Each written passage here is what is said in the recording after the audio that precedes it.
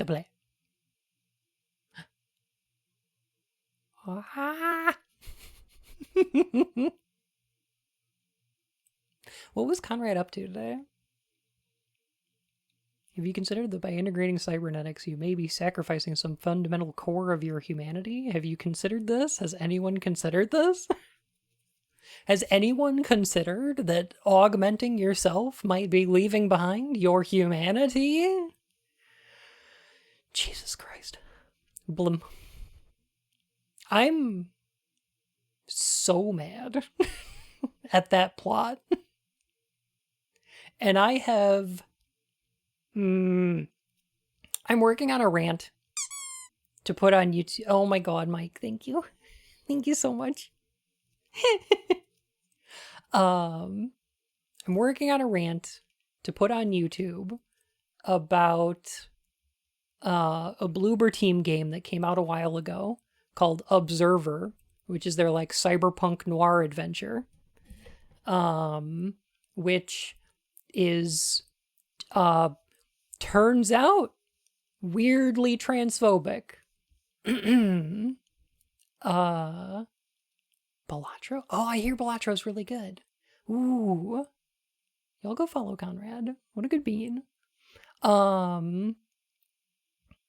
It was really strange, but it's also combining elements of transphobia with that cyberpunk, like, modifying yourself makes you less human kind of a thing. It's gross. Will it be scripted or just the same as the other analysis where you just talk to chat? Mostly just talk to chat, except without chat. I'm just going to do it off stream and I'm going to rant into a camera. Ugh. Nines, thank you so much for the $20. Oh my goodness. Thank you. Thank you so much. But yeah, one of the things is that it's being transphobic by also pioneering lesser known bigotries. Because it's using a person who is a Therian as a metaphor for trans people. So it's actually bigoted against therianthropy. It's weird. I don't know how I'm even gonna start talking about this. Guinea Porg, how you doing? Yeah, it's weird. Yeah, it's really weird.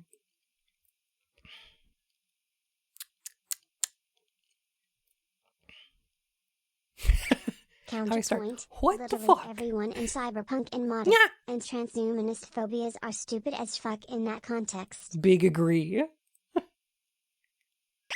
Tried the new Outcast today and was not happy, so you better take the money, smile. Oh, I'm sorry. Croco King, thank you so much for the $30. Thank you. My goodness. Oh.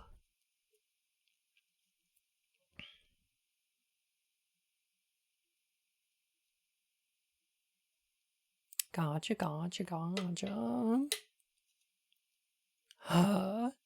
Anyway, I don't even know how I'm going to talk about that. I had to educate myself I basically went on Blue Sky and I was like, hey, if any of y'all are Therians, get in touch. I want your input on this. I want to educate myself a little bit. I did my research, but I'm not one. So speaking to it with any kind of authority was difficult. Therian. Therian is someone who identifies with animal characteristics. Who has an animal as an identity. Slightly different than furry. It's not like furries will have like a persona. They're kinda He's like a character? generous donations. Oh my goodness. Money for the dragon. These dogmas across your face. Got 'em. Got him. Falcon, thank you so much for the $60 one. Thank you. Heckin' appreciate you. Yeah. You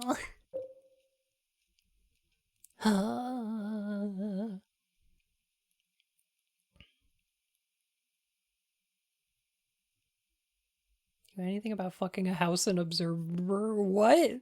No, I don't. Do say nice things about Matt, though. Matt's gonna be editing this video. I think Therians are neat. I think they're super cool. Oh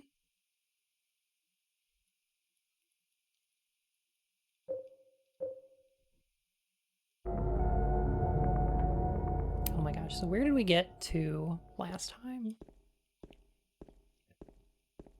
I think we're supposed to be doing this coin puzzle.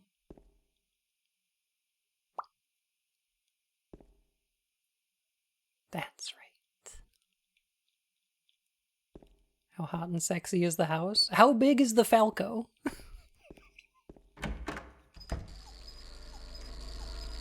You know, if the house is sexy and the Falco's pretty big, then, you know, I don't know.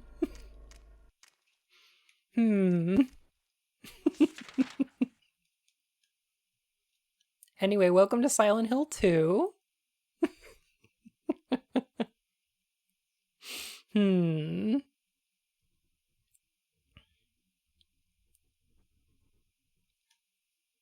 Anyway, welcome to Silent Hill 2. Is the shirt flashlight modded? No. No mods. This is the Silent Hill Enhanced Edition on PC. The version that I probably recommend. This is probably the best way to play Silent Hill 2 in 2024. There was that red pyramid thing, yeah. I mean, Enhanced Edition is kind of a mod. Kinda. I mean, I guess, yeah.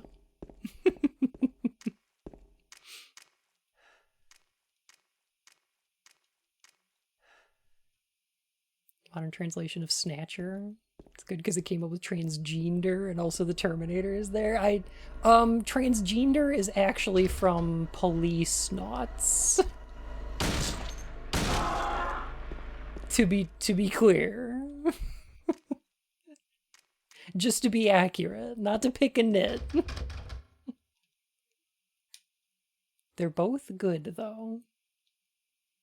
This is a weird thing to say, James. The door won't open. It feels like some power is holding the door closed from the other side.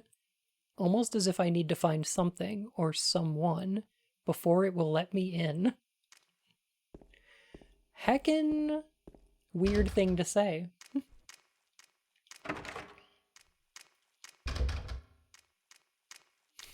How do you know that? Whew. Did you know a nit is a baby lice?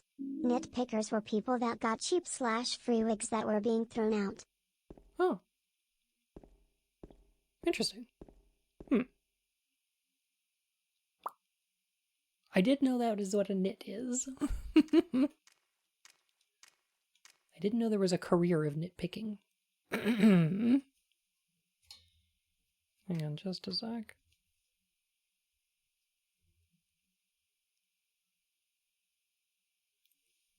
Hang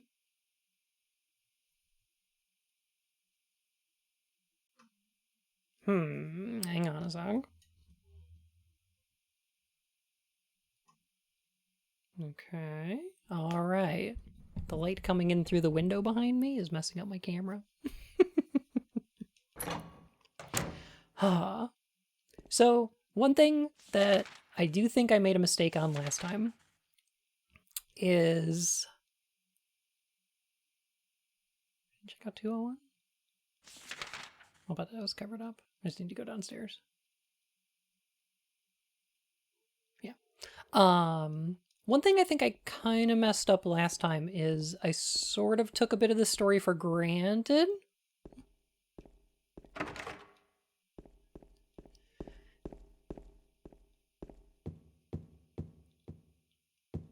So let me sum up. James Sunderland. Mackay, thank you for the $15. Oh my goodness. Thank you so much. That super helps me out.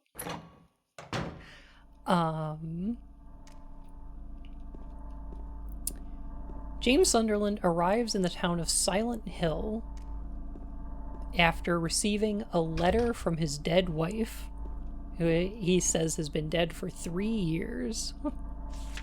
Loving husband and family man, James Sunderland.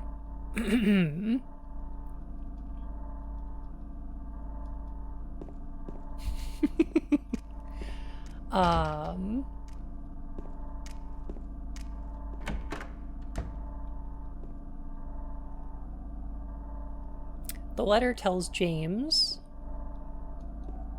that his wife Mary will be waiting in the town for them in their special place. Not really knowing what their special place might be.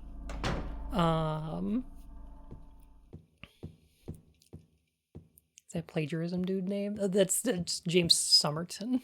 That's a different guy. a very different guy.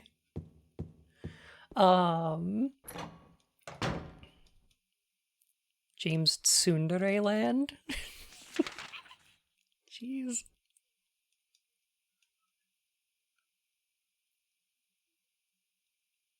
Do I actually have the... I've got 1 coin. Got a courtyard key. West side stairway hall to the courtyard.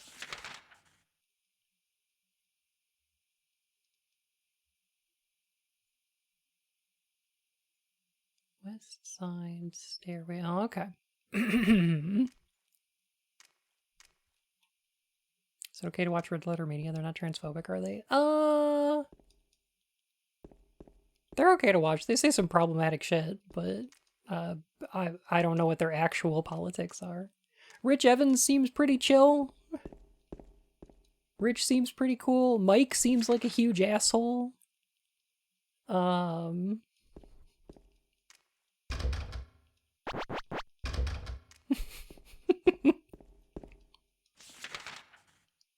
But I don't know. I watch them. I think they're funny. The Macaulay Culkin guy seems okay, yeah.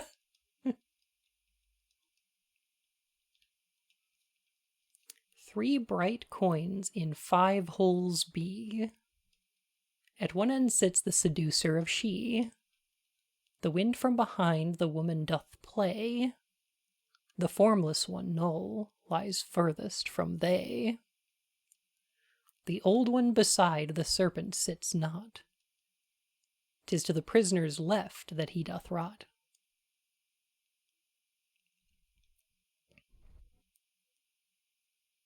Oh, to be a null with 5 holes.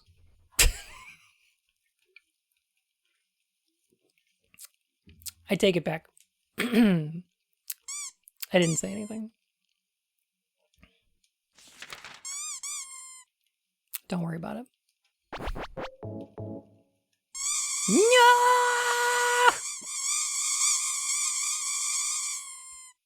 How dare.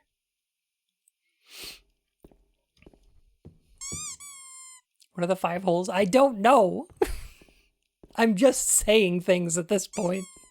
The mod I demand we hear Bun out. At this point, I'm just saying things.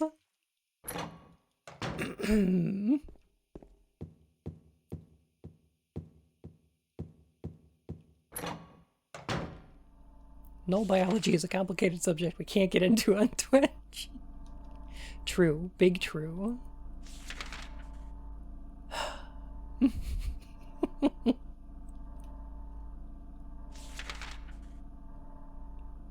Alright, I'd like to get up to the 3rd floor.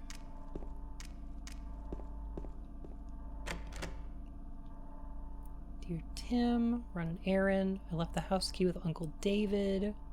Room near the first floor staircase. Okay. Okay. Near the first floor staircase. That's 105. Do I have the room 209 key? I don't think I do.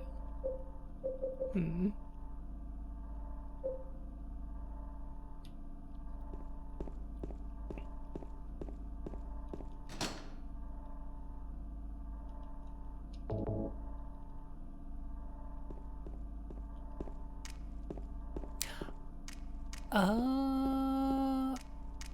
I think I know what I'm supposed to do. Never mind. I always forget how this part works.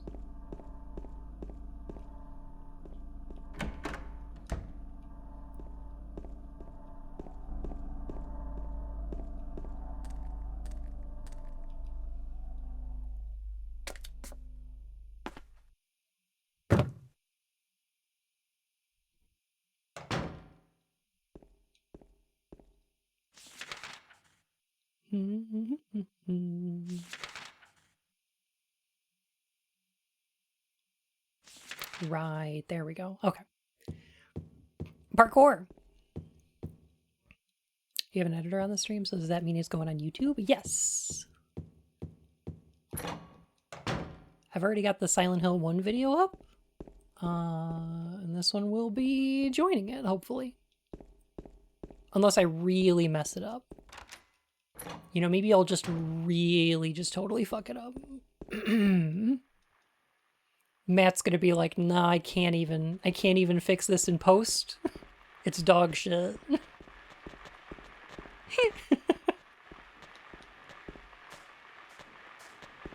I don't know, it could happen.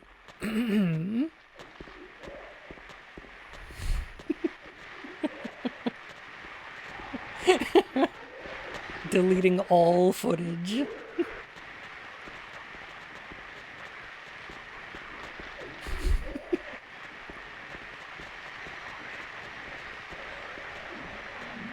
This is an interesting one. Ah!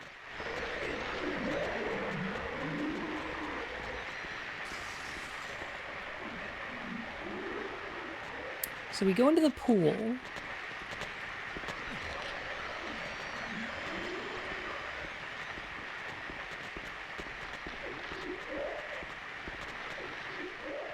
We go to the pool where there is a baby's stroller, a pram, if you will, and we get the snake coin out of it. Found in a pool with no water. Baby snake doo doo doo doo. Okay. That's enough of that. Babies are, all snakes are babies. Snakes are adorable babies.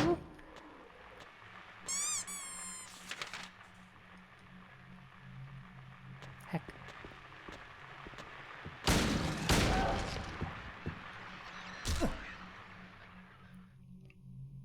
Interesting though.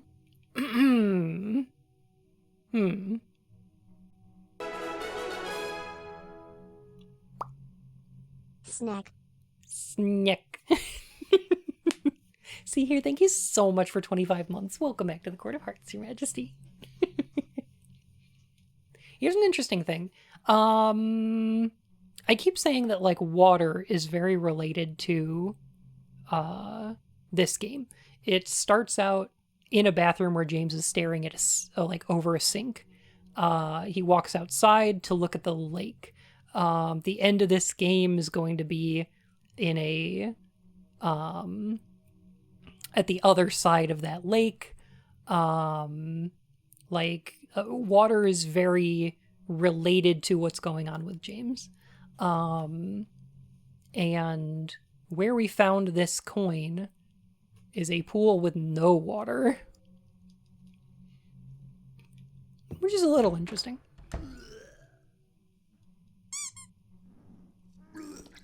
You okay? Oh. Feats. Oh, feed on stream. Who could have done this?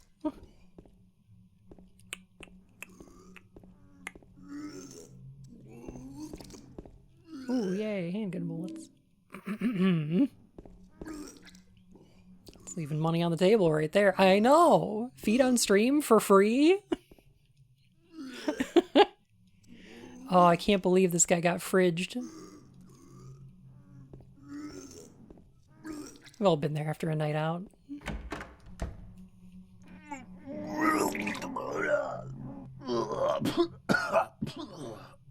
God, that noise is visceral.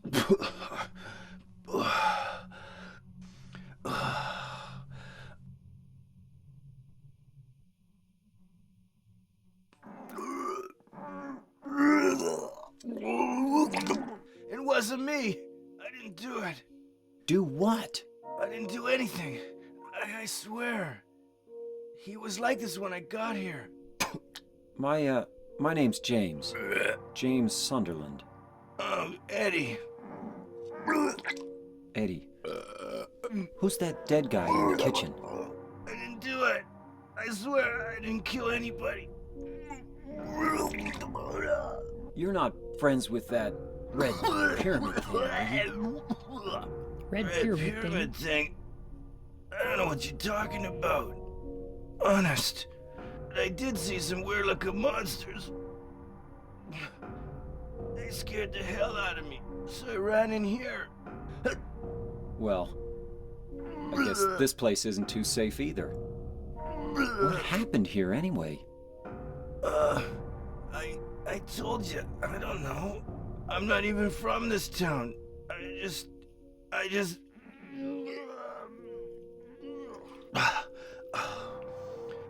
You too, huh?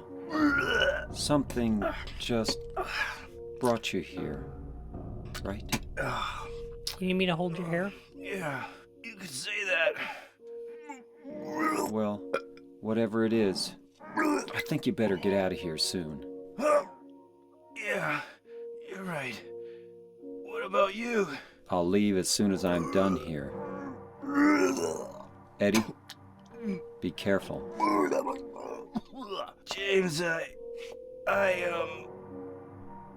you be careful too. Oh my god. Poor Eddie. I hadn't heard that before, liars. That might be true, though. Eddie kind of has that Angela thing going on because he's dressed like Dennis the Menace, but he looks like he's an aging used car salesman. I can sort of understand that. How does this scene sound in the remaster? Oh, that's a great question, actually. Let's look it up. Let's look into it. Eddie did nothing wrong? Are you kidding me? He killed a dog. My man's killed a dog. We do not stand. Eddie is canceled. The thing about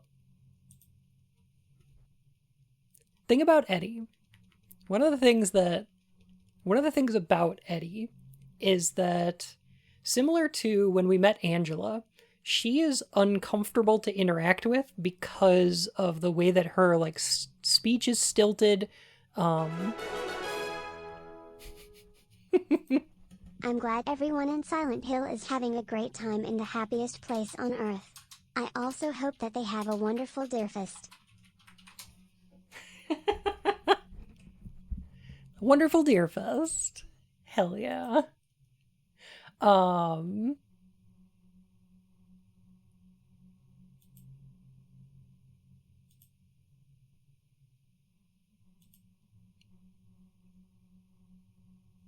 Okay, here we go.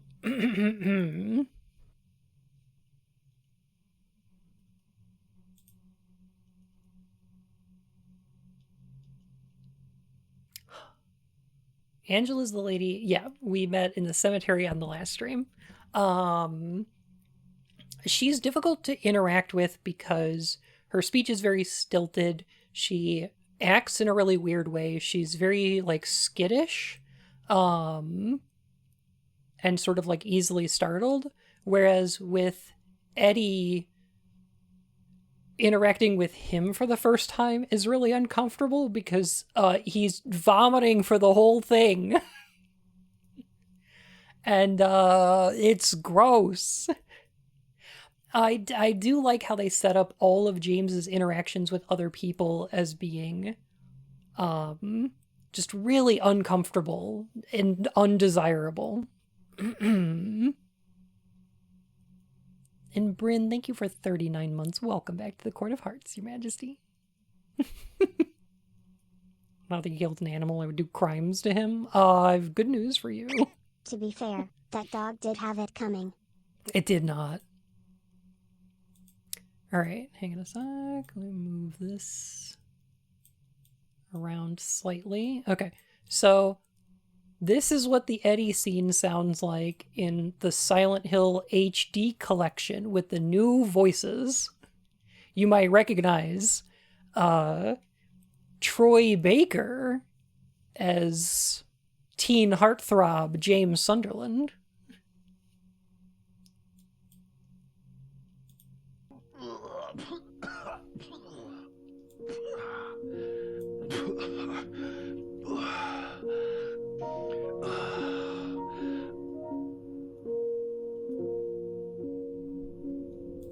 Why'd they change the music? I hate it. It wasn't me. I didn't do it. Do what? I didn't do anything. I swear. He was like this when I got here. My name's James. James Sunderland. Eddie. Eddie? Who's that dead guy in the kitchen? I didn't do it. I swear I didn't kill anybody. You're not friends with that. I hate his fake vomiting so much. It's so bad. Ugh. Red Pyramid thing, are you? Red Pyramid thing? I don't know what you're talking about. Honest. But I did see some weird-looking monsters. They scared the hell out of me. So I ran in here. Well, I guess this place isn't too safe either. What happened here anyway? Why? I told you I don't know. Hi, it's Liam O'Brien. From the sound. I just.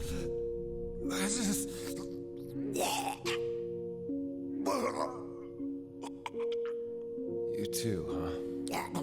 Something just brought you here, right? Yeah. You could say that. Well, whatever it is, I think you better get out of here soon. Yeah, you're right. What about you? I'll leave as soon as I'm done here. Eddie, careful. James, you'll be careful too.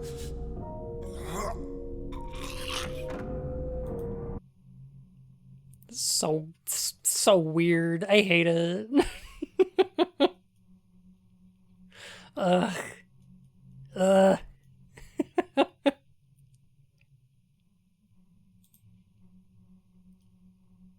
The fucking HD collection and the fact that they just got like anime voice actors for the whole thing is terrible. They're so bad for this role. These are not untalented people. These are not bad actors. These are actors that cannot perform this scene. It ain't right.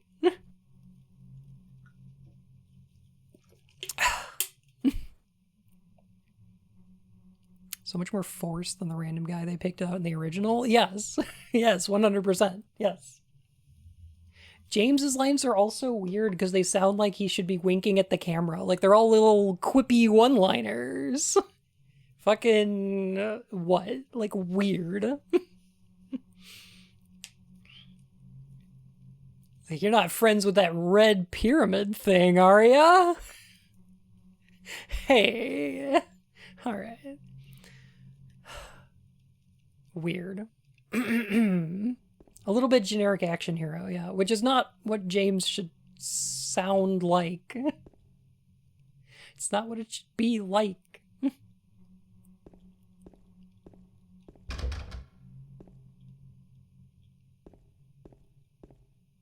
Thing is, Guy Seehee kind of sucks. We know that. But, like, he is inextricable from James. You cannot extrict them. James's face, his voice, and his motions are all modeled after Guy Seehee. He was the voice actor, the motion actor, and the face model. What did Guy Seehee do? As far as I know, post some anti-vax shit on Twitter a while back. So that sucks.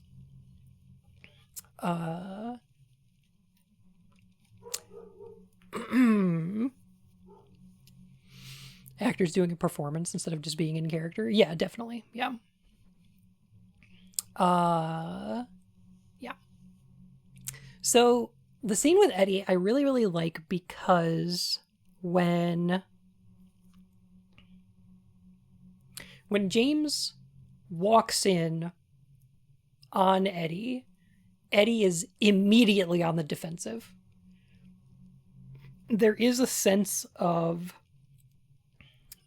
guilt in Eddie, but he's also insinuating an accusation from James. And he sort of takes what James is saying as accusatory. James says some things that are a little bit weird, like, who's that guy in the kitchen? Are you friends with that red pyramid thing? Or whatever, which, you know, these are pretty reasonable questions to be asking on one hand. James is kind of curious, but on the other hand, you can see where Eddie could read those as being accusatory in the right tone of voice. You know what I mean? And we're going to see that played out much more as this game goes on.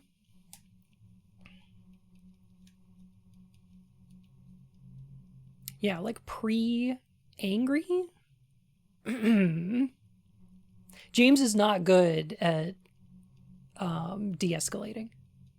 Also, I want to point out this room. I don't know if a lot of people go in here, but I do want to point out all these, like, football posters on these walls. Football posters and meaningless graffiti. I couldn't care less about either of them. James is not a sports guy. Zarian! Feeling uncued might wagger the owl. Zarian, thank you for 13 months. That's almost a whole year. My goodness. Welcome back to the Court of Hearts, Your Majesty.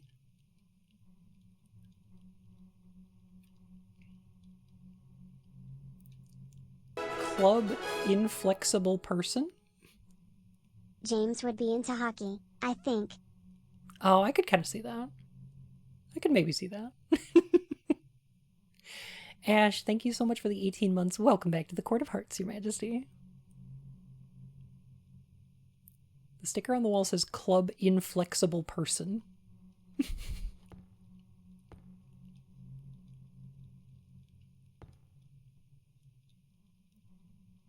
Oh, is Eddie a peaked in high school guy with all those posters? So that's a great question.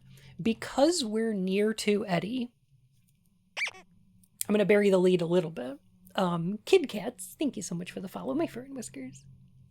I'm gonna bury the lead a little bit here and say that, so the town, the spiritual power that exists under the town, is manifesting things from the subconscious of the people in it.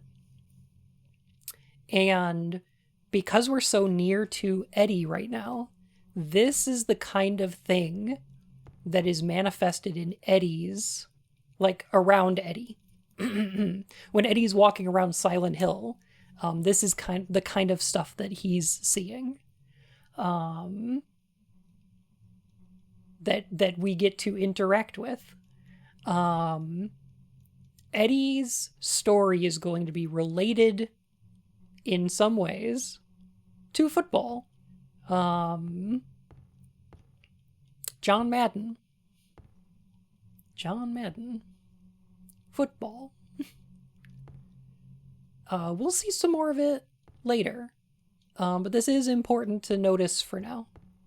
I want to connect Eddie to football.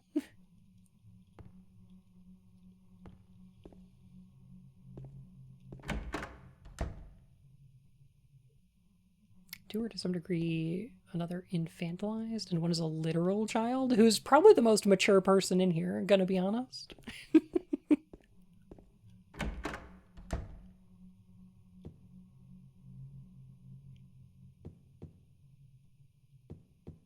Are those wall signs in the football room? Most of them just said football and things.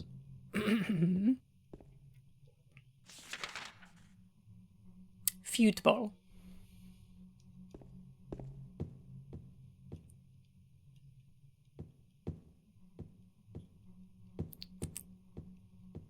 Are you ready for some football?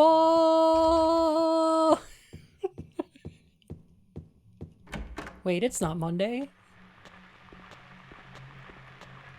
Wait a minute, it's not Monday.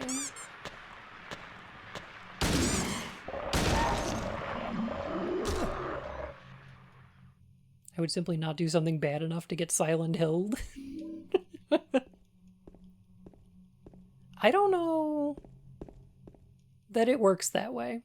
The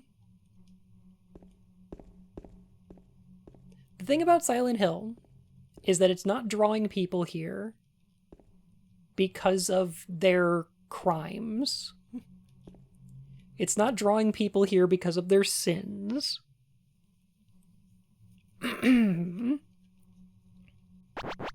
Peak Hill too. Hey, Yep, how you doing? Is this an unofficial remastering? This is the enhanced edition for PC, which is a fan-made. Basically, it just upscales the PC version, fixes some sound files. It's very good.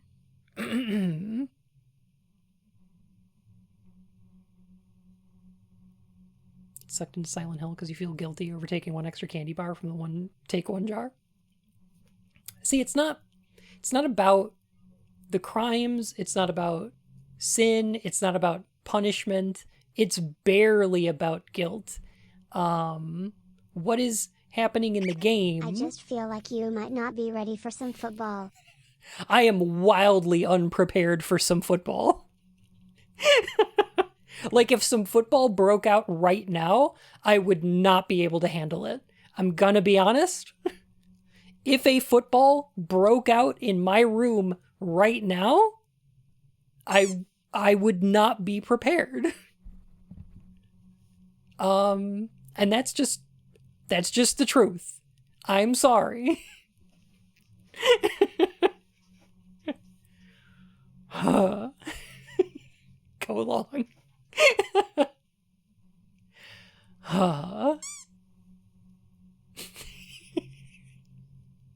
Gotta call the exterminator about that.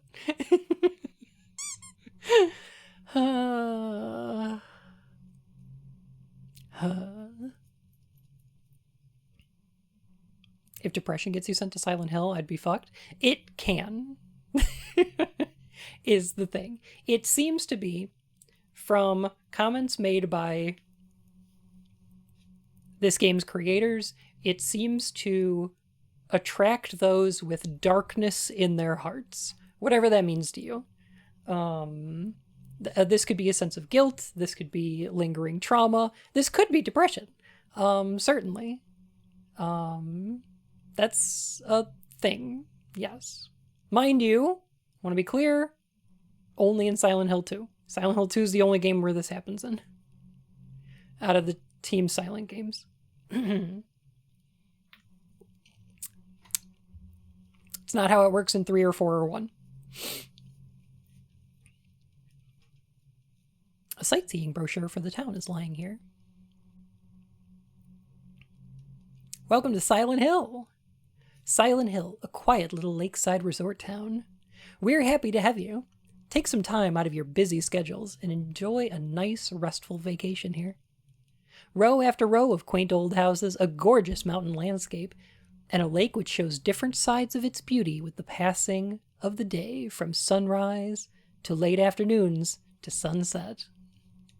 Silent Hill will move you and fill you with a feeling of deep peace. I hope your time here will be pleasant and your memories will last forever.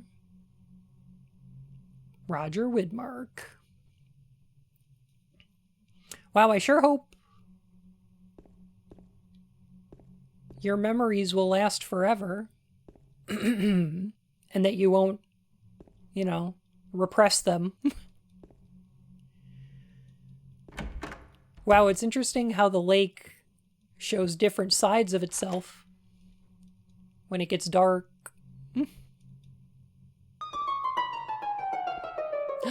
Zoomy! Hello, welcome on in, Raiders. It's great to see you today.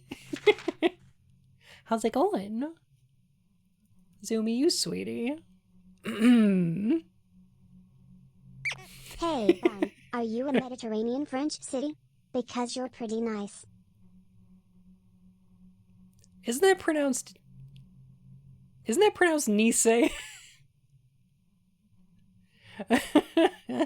Wait, it's French. It's probably Nice. Nice? Huh? My goodness. Where'd you buy this version of Silent Hill 2? GameStop. Got it pre-owned.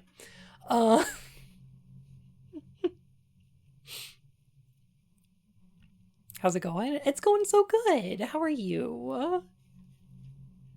Sammy, it's so good to see you. By the way, I leveled up Sage. Guess what? It's really good. It's actually really good. I really like Sage.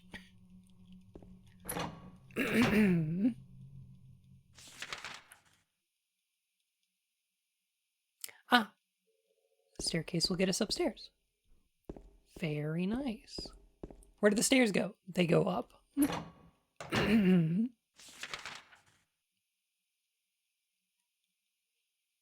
Sage is my fave healer. I can see why. It's really good.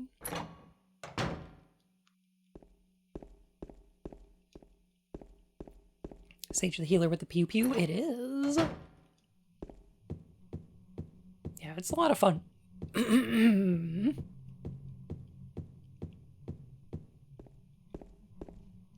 There's also a disco. Huh? Rad. Okay. So. Here's the thing. Louise, thank you for the follow, my fur and whiskers. How are you? Don't trust stairs. They're always up to something. Unless you're at the top of them. And then they're down. They're DTF.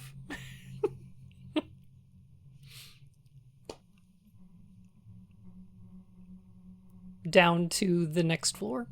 Yeah, down to floor.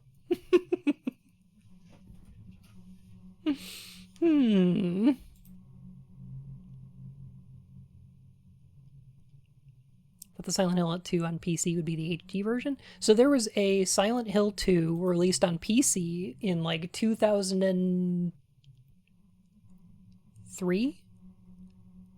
4? That's the version I'm playing.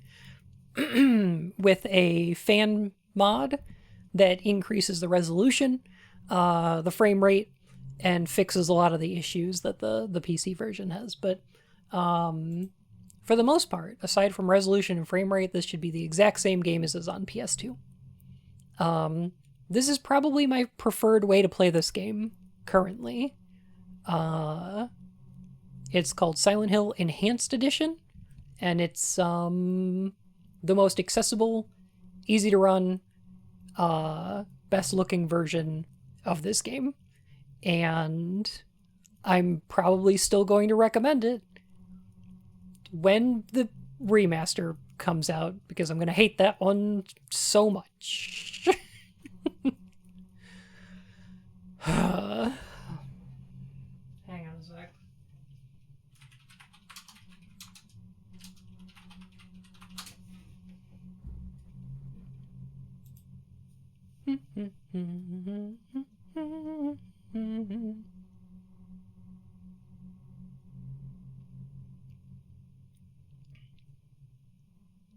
Where is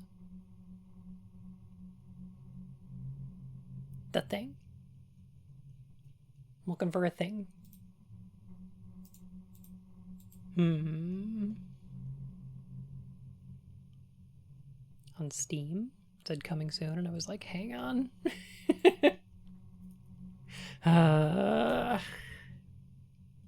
I'm really excited about the Alone in the Dark, and I think I'm gonna stream it.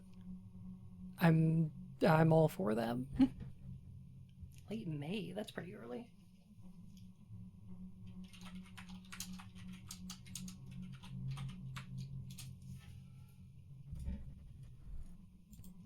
Okay.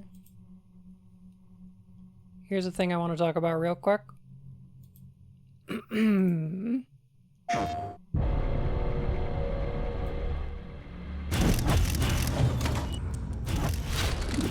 Cool. Okay. So here's a thing.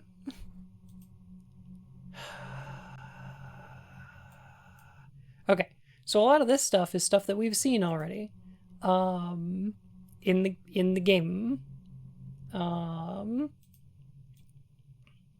This right here. Oh, where is it? There it is. Okay. So this is going to be the person in the fridge that Eddie shot.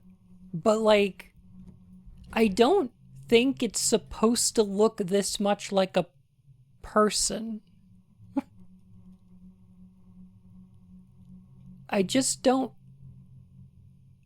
I'm not sure that it's supposed to look like a person to James. I think what James is supposed to see is a monster-looking corpse. I'm not sure.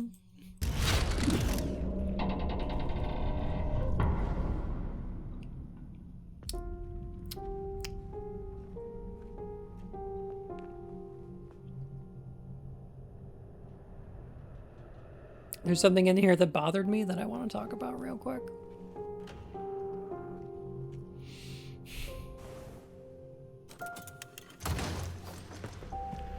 That's a new puzzle.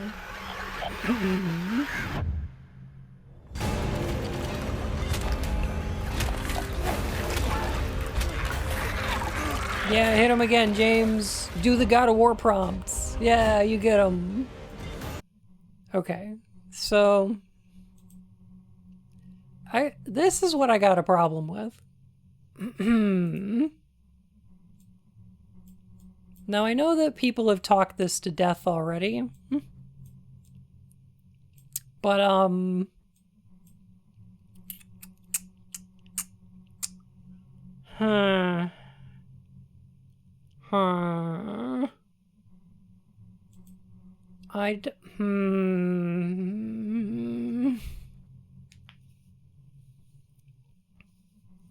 It's just incoherent. Like,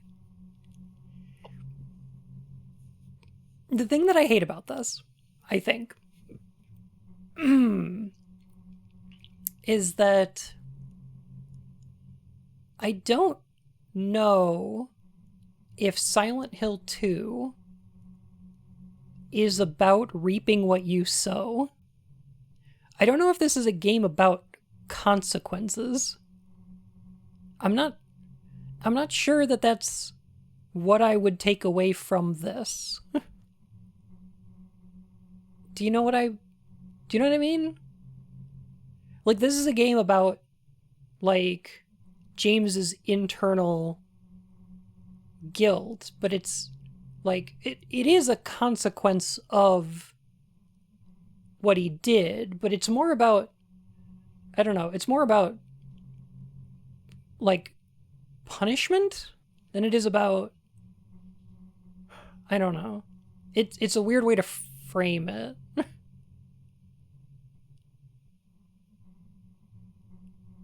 I don't know. Accepting? I don't want it to be about accepting. That would be a bad way to do it.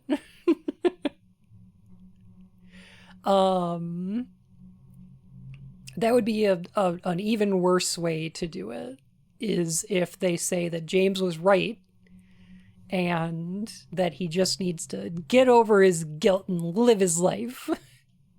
That would be bad. That would be really bad. I don't want that. Don't want that. It's framing the town like it's actively punishing him. And mind you, there's some shit that's pretty on the nose in this game. To wit, this writing on the wall that says "to hell." The thing about hell is that it's an existential and eternal punishment. It is technically a consequence, but like to frame it like, oh, this is the result of what you've done is very weird.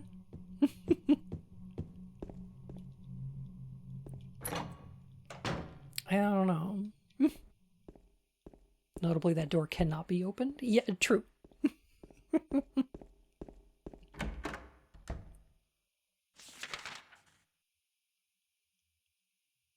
It's just a weird way of doing things.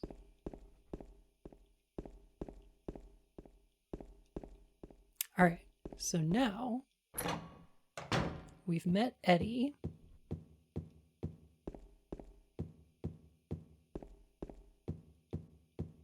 Was there more to the trailer that you got bothered with? Yeah, but I'll look at it later.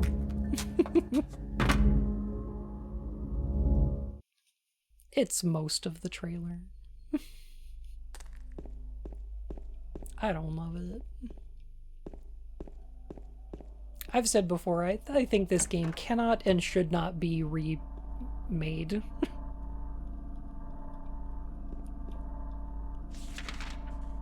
I just don't want that.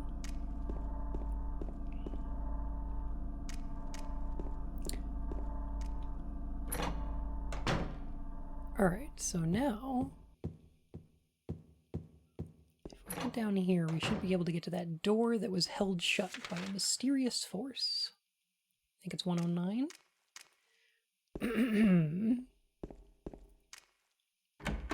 Yes.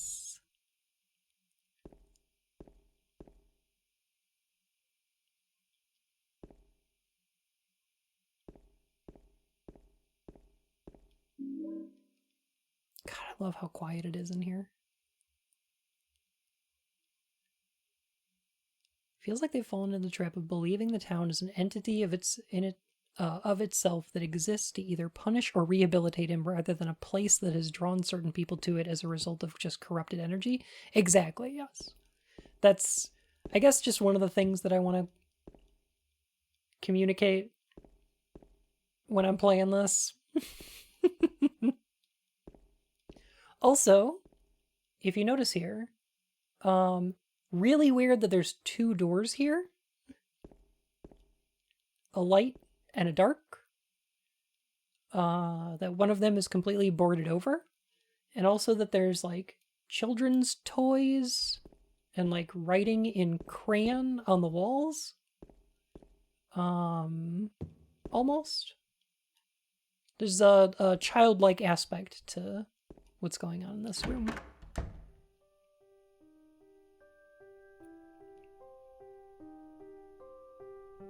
Oh, Look, it's Angela. you. Yeah, I'm James. Angela. Angela. Okay.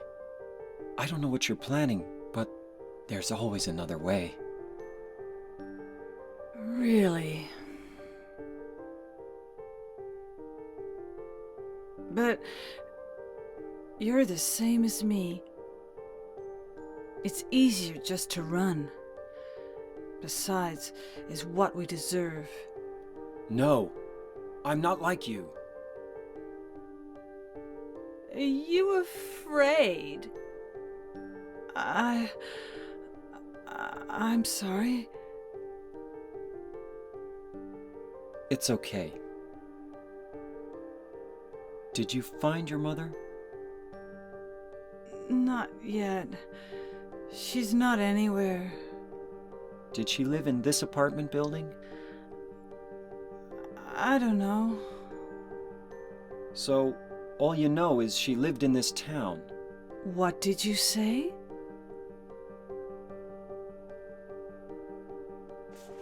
How do you know that? Well, I just figured, 'cause this is where you're looking for her. How else would I know? Yeah, Am I right?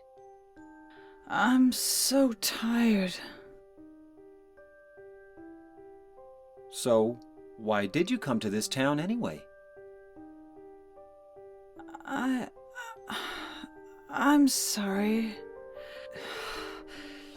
Did you find the person you're looking for? Not yet. Her name's Mary. She's my wife. I'm sorry. It's okay. Anyway, she's dead. I don't know why I think she's here. She's dead? Don't worry. I'm not crazy. At least, I don't think so. I've got to find my mama. Should I go with you? This town's dangerous. Now I know what you meant back there in the cemetery. I'll be okay by myself. Besides, I'd just slow you down. What about that? Will you hold it for me? Sure. No problem. If I kept it, I'm not sure what I might do.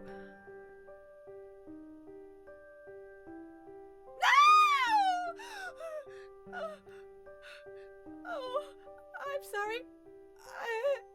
I've been bad. Please don't.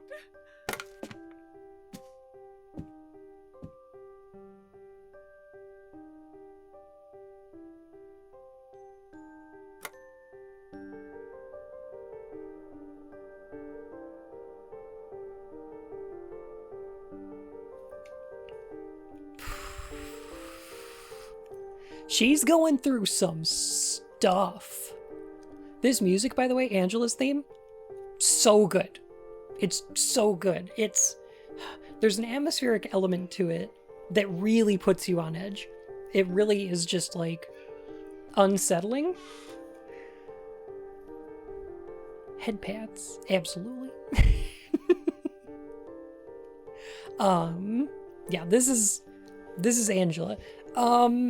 She is going through some stuff.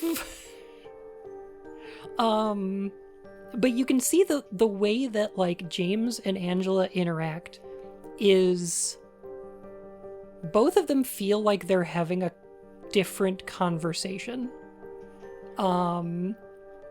James is sort of approaching this from an aspect of like talking her down from a ledge, and she is interpreting James as being somewhat sinister, looking to like, I don't know, take advantage of her or get an upper hand on her.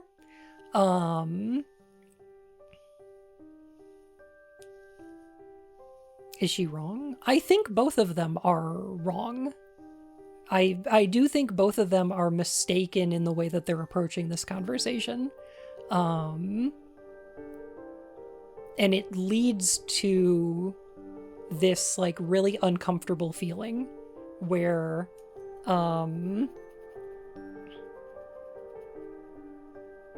yeah, she has no reason to think otherwise, but also like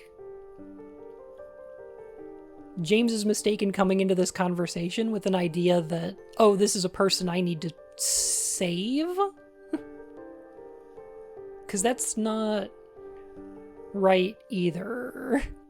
James is very bad at de-escalation, but it's two people who are interacting but unable to communicate. Does that make sense?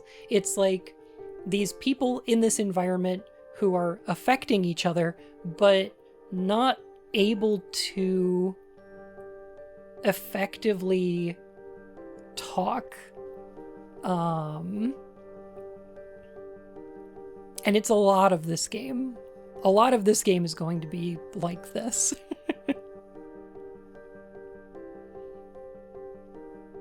It's why I feel like the game takes place in environments like these apartment buildings. Two people interacting but unable to communicate. Oh, so like the Big Lebowski. This rug does tie the room together.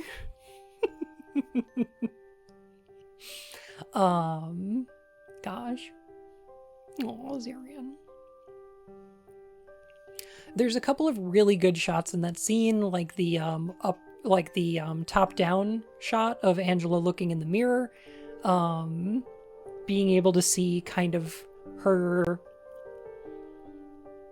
It's not like a two personalities thing, but it's a two sides of what she's kind of seeing here. So there's an Angela in here that's accusatory. How do you know that?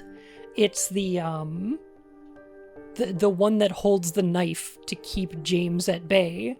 But then there's the one that says, I'm sorry, I need to find my mama, you know? Like she keeps, it's like an aspect of code switching.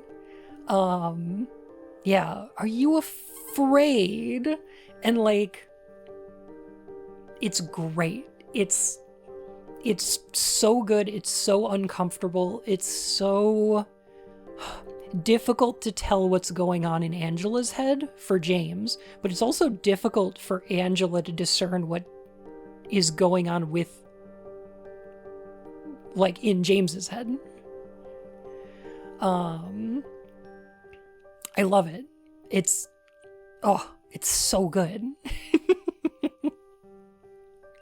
And now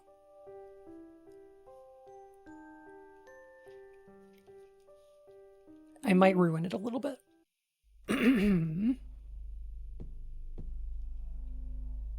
A photo.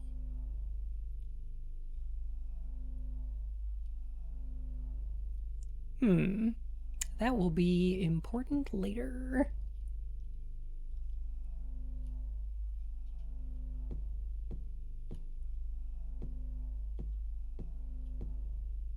I want to point out something else here. I'm going to turn up the volume for a second.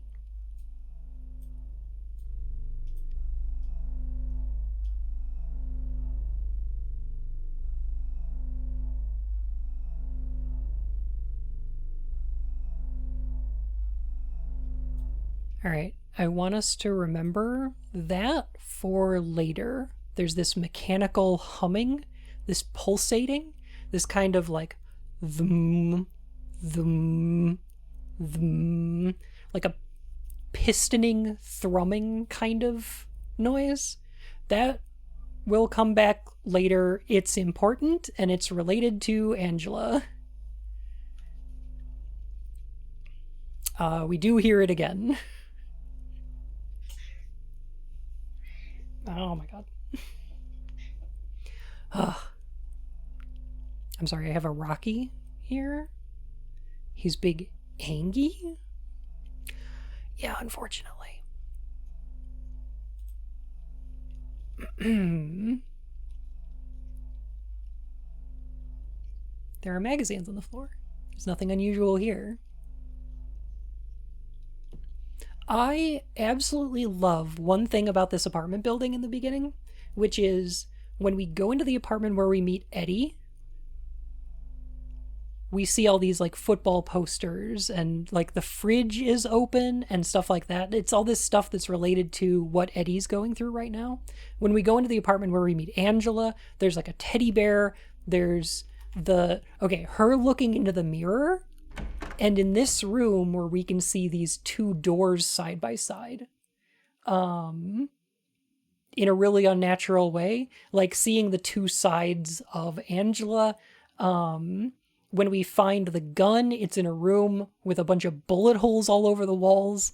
When we find the flashlight, a way to illuminate the darkness, we do so on a mannequin that's wearing Mary's clothes. Like, every single room in this apartment is being shaped by the people and things that are in it, you know? It's very fucking cool. It's really good. I really like it.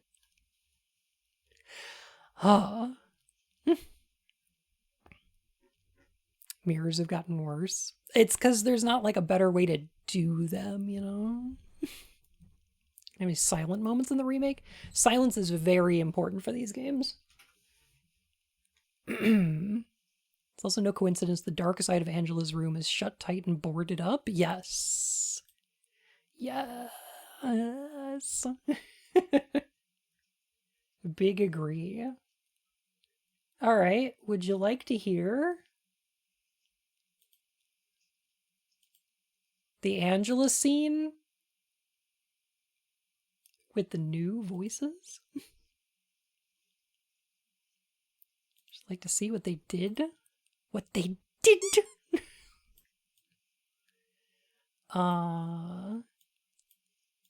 In the Silent Hill HD collection. Yay!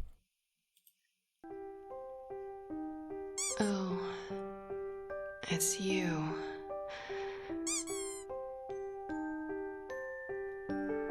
Yeah, I'm James.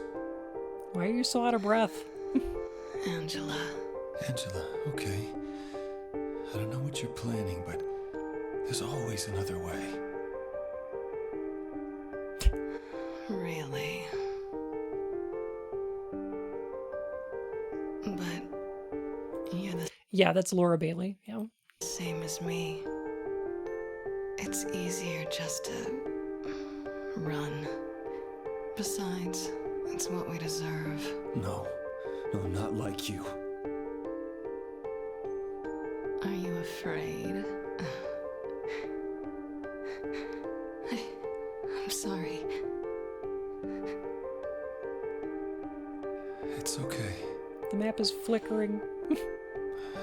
Did you find your mother? Not yet. She's not anywhere. Did she live in this apartment building? I don't know. So, all you know is she lived in this town. What did you say?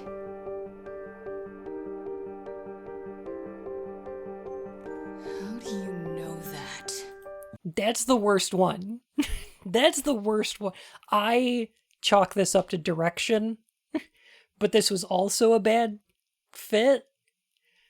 How do you know that is so sinister compared to the, like, almost frightened, like, defensive accusation in, how do you know that?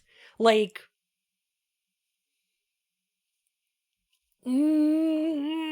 it's missing so much of the performance.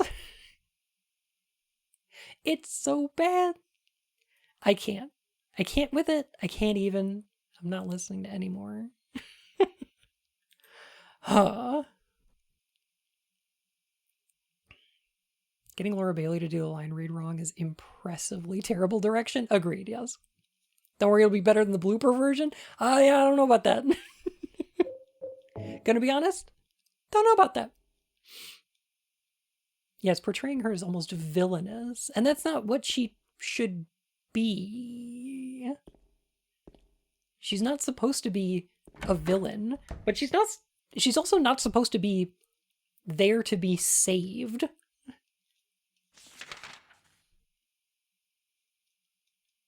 That's not what's going on here.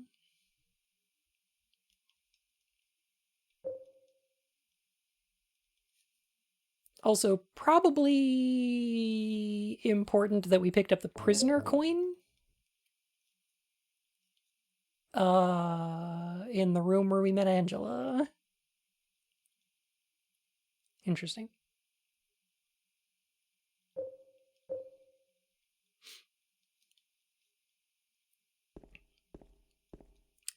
The worst thing the blooper could do is rewrite Angela to be some sort of antagonist.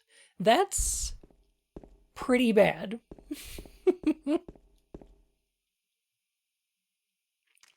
That's pretty bad. What would be worse is if she was like a love interest. That would be really bad. That might be the worst.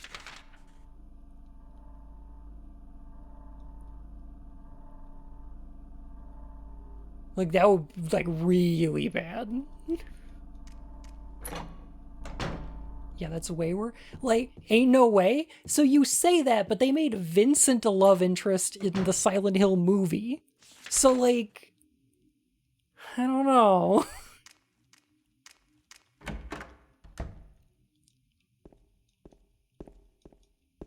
I don't know. Oh my god, they did not? They did. Vincent was played by the actor that plays Jon Snow in Game of Thrones. And he was Heather's love interest. And it's the worst. It's so bad. Or there's an RPG system where you could choose between Mary, Maria, and Angela, I would hate that. I would hate it so much.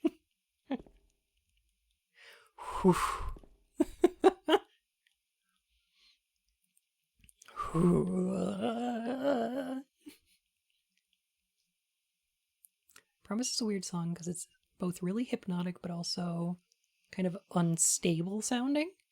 I agree with that. I'm very bad at music analysis, but I would love to hear one about Promise. I really would. Oh my goodness, Dragon. Thank you so much for 42 months. That's almost a whole year. Welcome back to the Court of Hearts, Your Majesty. I don't know why it's almost a whole year now. But,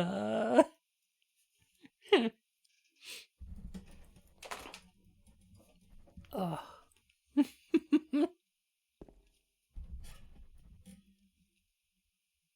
That's so much, though. Using emotes? I think it's repeated text it doesn't like. I'm sorry, it didn't read the thing. But I think it's, if there's like a bunch of repeated text, it won't read it. Because of spam filter. Huh. All right. How does this puzzle work? We have 3 coins. We have 5 holes to put them in.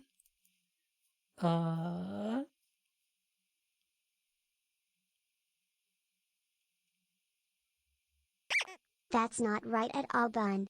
42 months is how long February was. Kind of felt like it, yeah. Lucky Bun Tea, Lucky Bun Tea, Lucky Bun Tea, Lucky Bun Tea 2.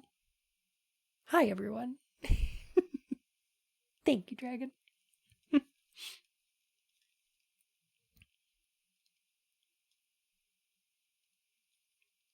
3 bright coins in 5 holes B. Just don't jam your coins into all the holes. Not without some kind of protection, at least. You know, I was thinking about this. I had a thought the other day. And this might be stupid. But consider this. subdermal RFID chip in the butt. So when you go to a strip club, you can like tap to pay. And that way you don't have to have like cash with you. Right? So you could use like your phone. I'm just okay. Is this a dumb idea? Probably. Good, the tarts are broken. Yes! No! Okay, they kind of work. I don't know. Pages by sitting down on the chair. It's brilliant. It could work! No! Ma'am, does your ass take Apple Pay? This is the kind of innovation the tech industry is too afraid to come up with. Yeah, exactly. Yeah. Valken, thank you for the the tarts. Oh, the tarts. I don't know. I just think it'd be a good idea. I don't know. Money can be somewhat unsanitary, you know, and a lot of people just don't carry cash around these days. So it could be. I hope we aren't aiming for a swipe to pay. Exactly. Yeah. Hmm.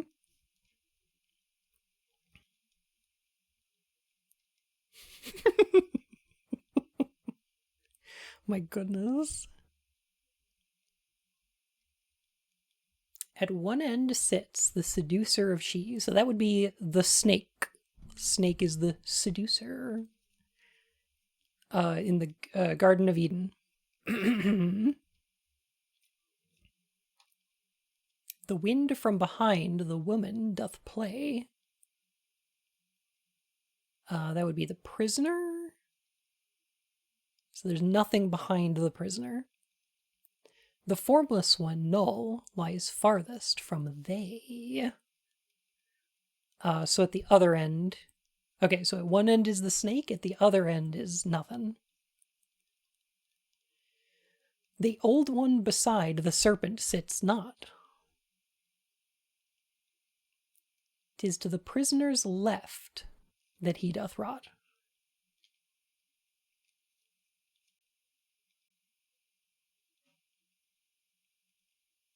All right, I think I got it.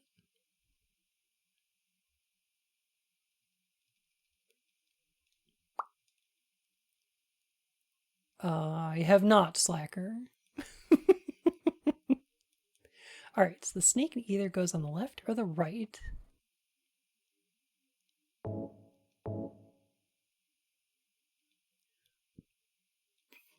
And I think...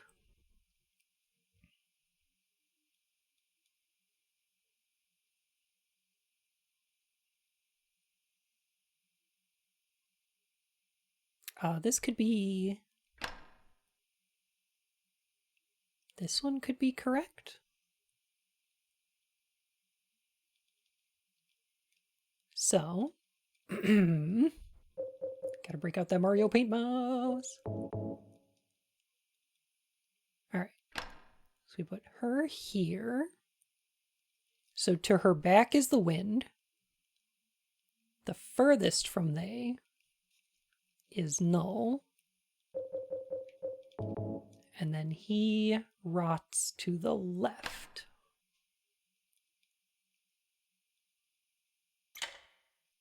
There we go.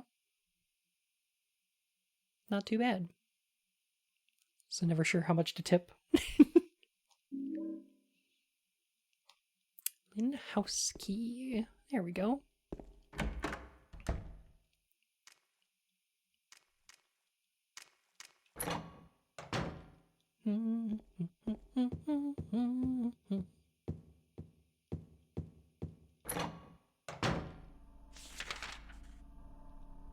That's this one over here.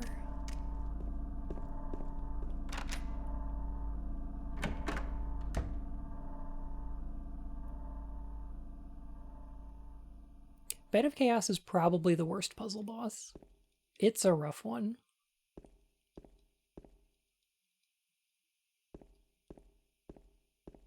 Yeah, the concept is interesting, the execution pretty bad. Hey, another one of those two-door setups. Except this time it's red and blue. Like mist. Bring me the blue pages. Do not touch the red pages. God, I love those games so much.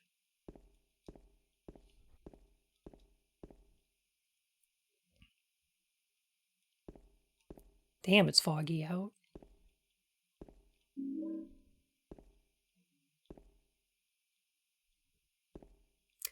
Ah, I see.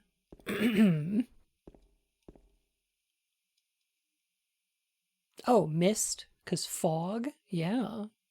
What about the white and yellow pages? Well, the first mist does have a white page. It doesn't have any yellow pages, though. Painting displayed here. There's nothing of particular interest. Can't read the note, though? Have you streamed any of the Mist games? I streamed 5 of them. And saved none of the VODs. I really should have. Also, what kind of key is this? Honestly, like, one tumbler. This is a one tumbler lock. Have you played Outer Wilds? I did. I did save those streams, I think. Pretty sure I saved those ones. The Outer Wilds ones were really good.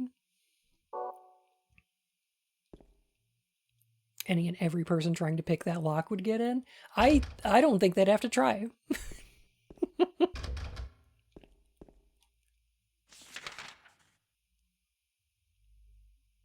Saving the Mist games for another analysis vid? Maybe. That could be fun.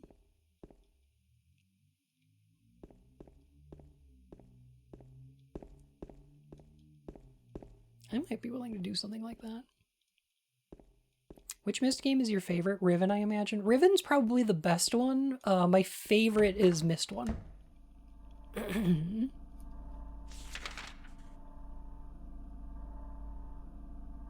I think I always just kind of appreciate the original. Mist 3? That's a good choice. That's an interesting choice.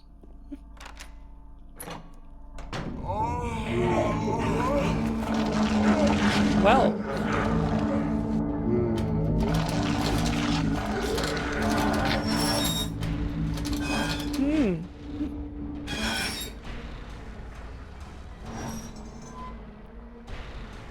Wow.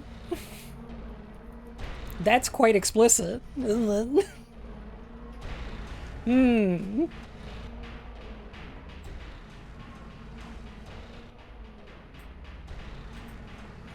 This is where I parked my... Do you validate parking?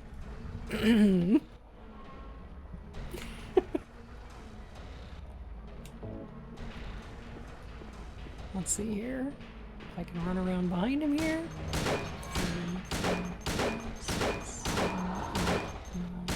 10. On to the other side.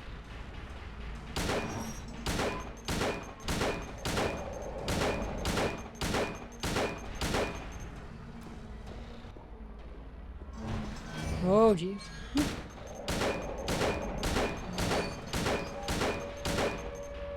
Phew.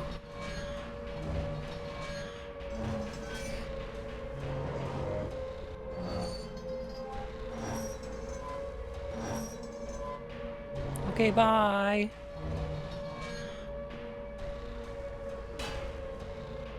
I got too close.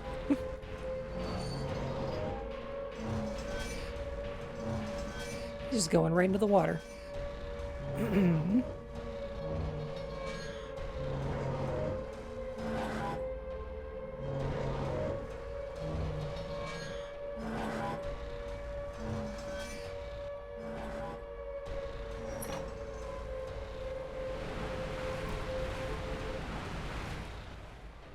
I think, if I'm not mistaken, and I could be, I think that right there is either the only or one of two instances where we hear the siren from Silent Hill 1.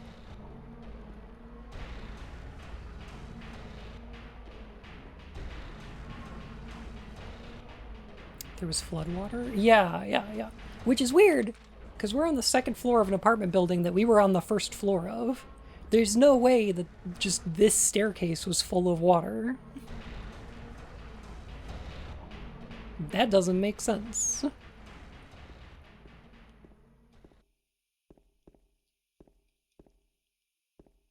How does, like, one stairwell fill up with water?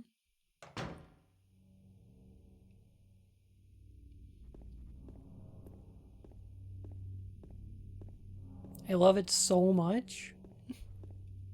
It's so good.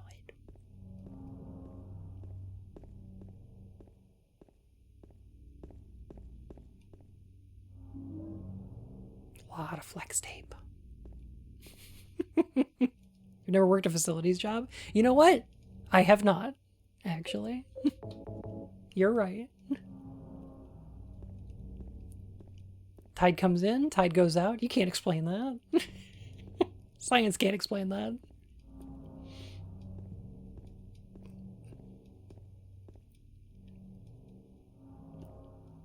Sounds like the kind of prank engineering students would pull. It kind of do. It kind of do.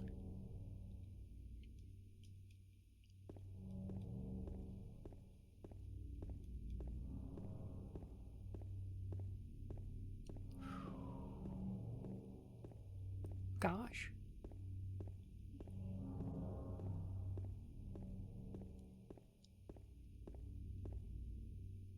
There's an aspect of horror that's very important.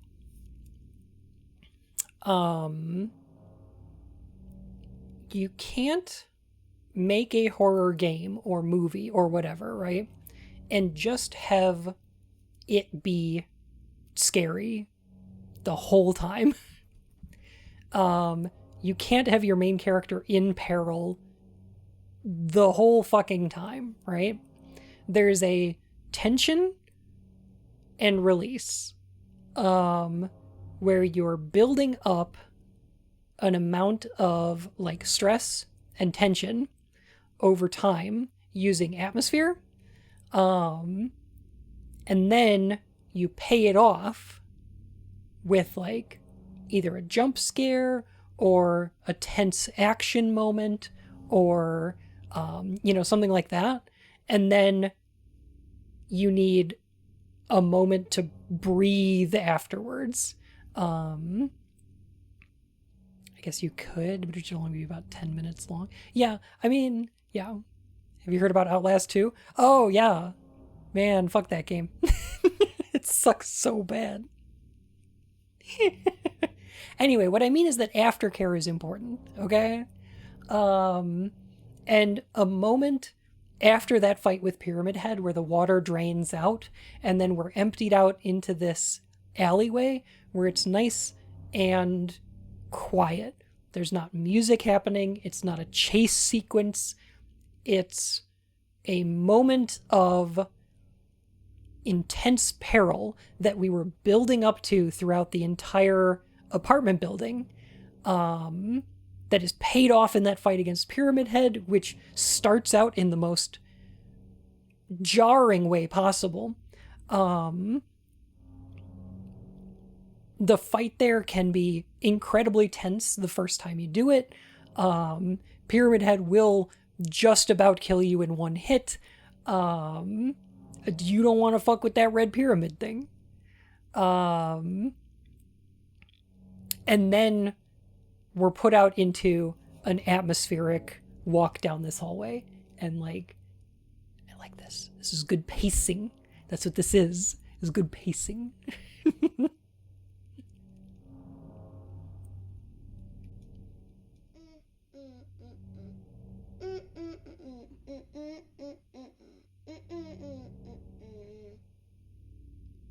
You! It was you, wasn't it? You're the one who stepped on my hand. I don't know. Maybe I did. What's a little girl like you doing here, anyway? Huh? Are you blind or something? What's that letter? None of your business. You didn't love Mary anyway. Wait! How do you know Mary's name?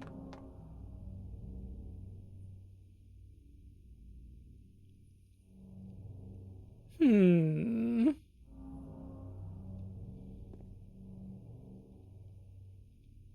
Hmm. Shoot her! James is getting bodied by this fucking kid. Fucking bodied.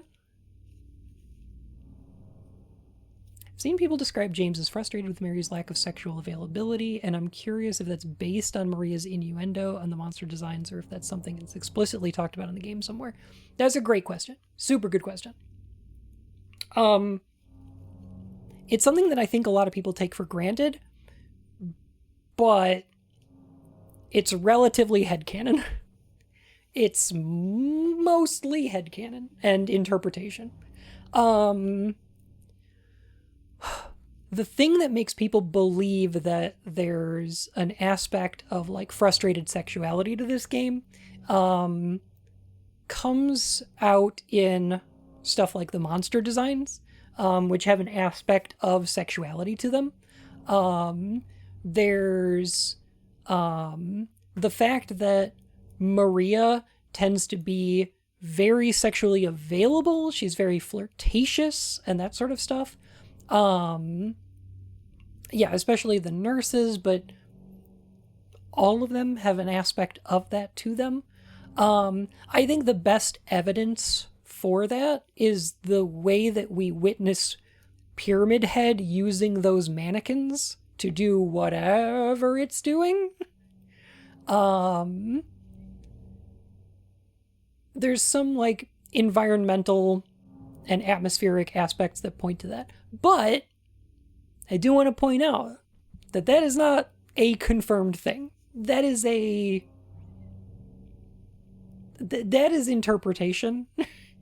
And I believe it's open to interpretation. I tend to believe it a little bit because I do think that my voice is gonna crack. Hang on a sec, I need my water. I keep talking like my voice is gonna move my up.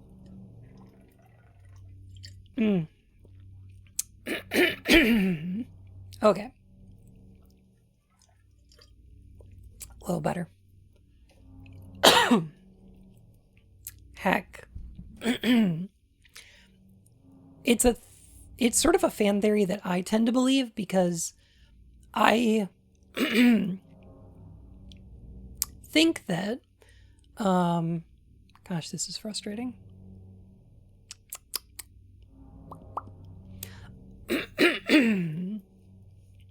I think that the same way that Alan Wake was inspired by Jungian psychology, Silent Hill 2 is inspired by Freudian psychoanalysis. I believe there's enough things in the game that you can point to that talk about things like psychological repression, which is related to sexual repression. There's things that you can point to like James's desire for death or punishment, which are similar to the Freudian death drive or what is it, Thanatos? The drive for humans towards sex and death. The desire to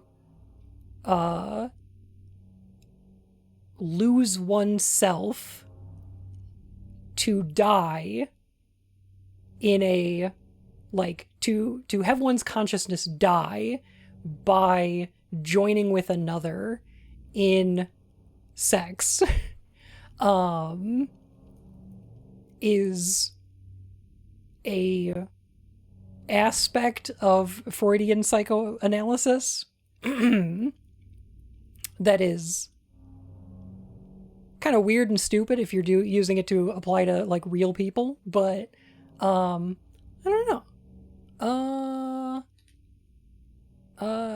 I do think that that's a thing. So talking about James's sexual repression, to me, has a lot of merit to it, not because of anything necessarily in the game, but just because of thematic elements related to Freudian psychoanalysis.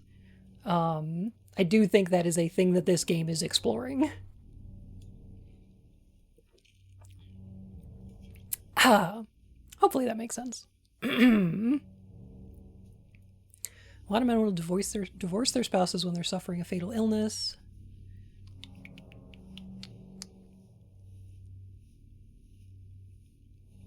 Oh, when Spike says, I like a woman who can kick my ass.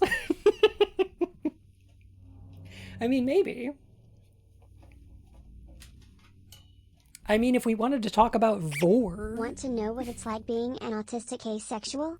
Yes, I'm sexually available, but please make an appointment with my secretary. Understandable.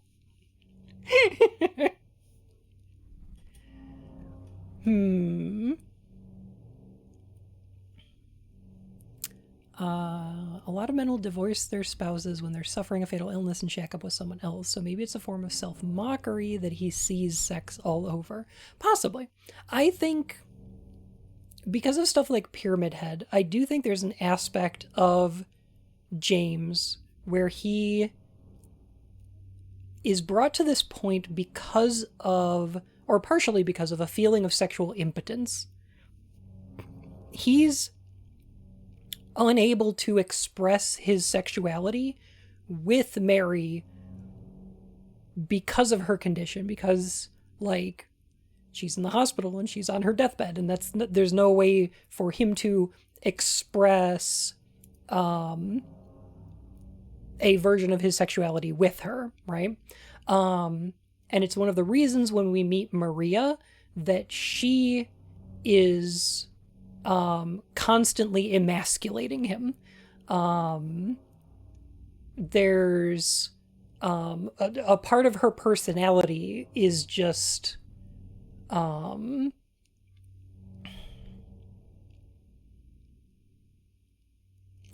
prodding at James's insecurities about his manhood.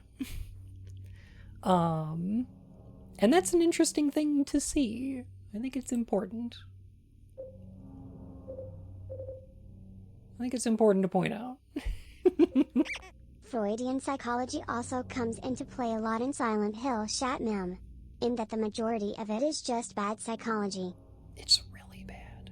The tiger in space. I believe there's an interview with one of the creators of this game where they talk about the relation between sex and death, and that this is a lot of the theming of the game. It's why a lot of the monsters have aspects of like BDSM or fetish wear incorporated into their design. Is that they are aspects of, like, they're monstrous, they're trying to kill you. These are aspects of death. They are fleshy and corpsey and bleeding and rotting. They're things that you fight and kill, but they're also fetishized. They have recognizable sexual attributes. So, like, in a Freudian sense, sex and death are related, and the drive for sex and the drive towards death are the same, or at least interlinked. Gra! How are you doing? Hey, Grostreams, how's it going? What a good snapjaw. What were you up to today? Oh my goodness. Hello. God, thank you for 41 month. Hello. Oh, the vintage story seems really relaxing. Yeah.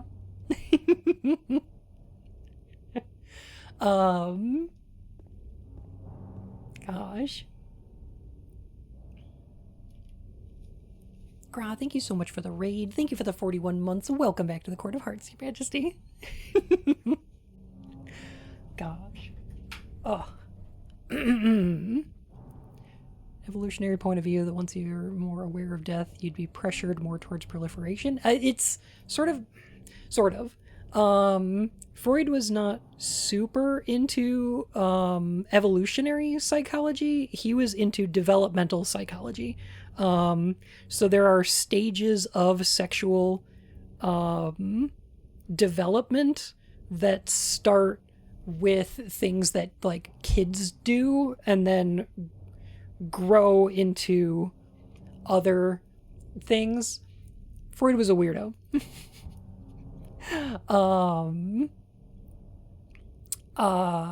The idea of sex being a death of the self is that in a heteronormative sense, sex usually comes with a relationship. Again, in a heteronormative sense. And this comes with a dissolution of the self, a death of one's individuality, in service of becoming something else, right? So in some instances, this is becoming a couple. The self, part of the self is lost when you become a pair, or heck, a polycule. It is a change that requires part of you to be lost in that transaction. It's not a bad thing, it's just a change. The creation of new life is also an aspect of that, where straight people become pairs when they're in a couple. Yeah, sometimes oranges. Yeah.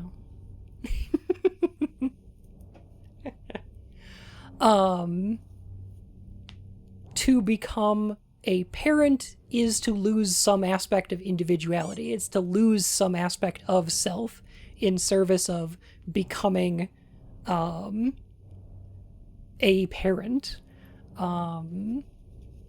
So there is an aspect of death, of loss, of disillusionment when you're talking about sex or procreation.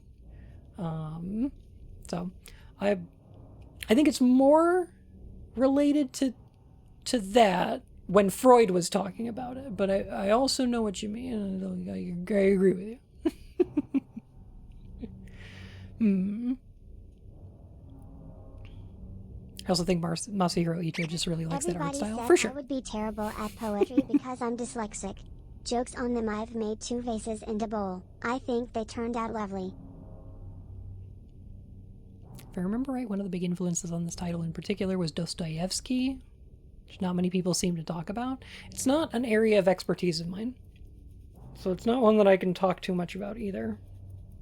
Sadly. Maybe next week. Maybe I'll do some research.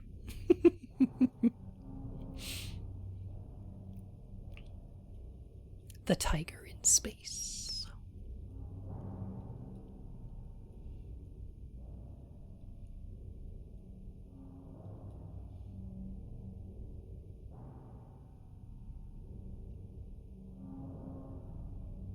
Oh my gosh, one arm. I just got it.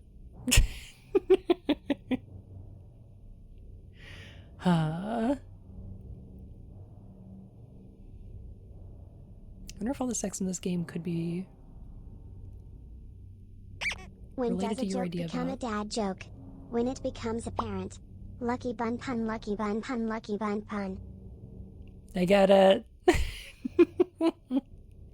I wonder if all the sex in this game could be related to your idea about how the places in this game are areas where people are forced to interact. Like a intimate form of human interaction being forced into your face in places you can't get away from. I think that's probably an interpretation that I would take. Yeah. It's one of those areas where this game is a little bit vague and a little bit open to interpretation. But that's probably the way that I would run with it, is that one of James's fears seems to be intimacy. And this game goes pretty far to make intimacy, even platonic intimacy, very uncomfortable in this game. It's very rarely desirable with the people you meet and the places you're going, you know? And all of the monsters being related, well, not all of, but, you know, the monsters being related to the enemies in this game being related to sex is probably one aspect of that, I would say.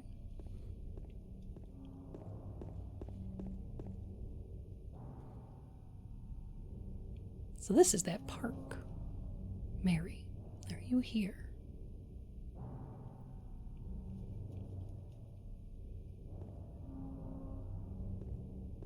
Just was a sedentary lifestyle rather than the ones of migration. With all the dad I'm not jokes sure. I tell being childless, I must be a faux pas. Stop.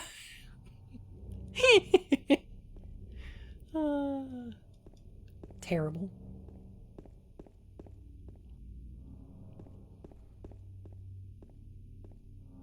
Man, this is one foggy park.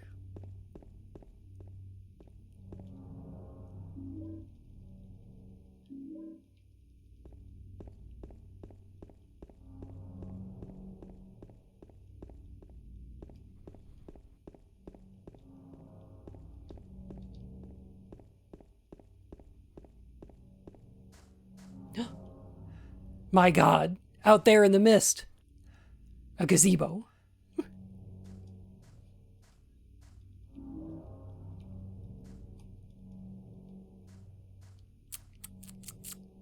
I detect evil on it. I attack the gazebo. You can't. It's a gazebo. It takes no damage. It's immune to all forms of conventional weaponry. I cast magic missile on the gazebo. The gazebo gives chase? My God.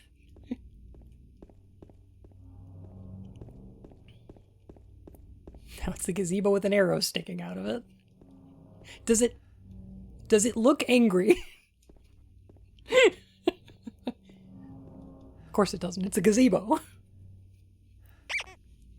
Huh? Bibbidi Jones, thank you for the follow, my fur and whiskers. How are you?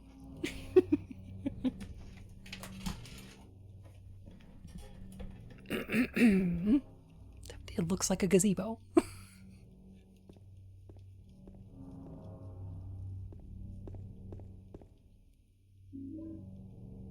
Oh, this part of the game, so good. You can kind of see out into the lake just a little bit. There's like some logs out there on the beach. But I love like these lines that disappear out into the fog. They don't do that on the HD version. I wonder if I could find a screenshot.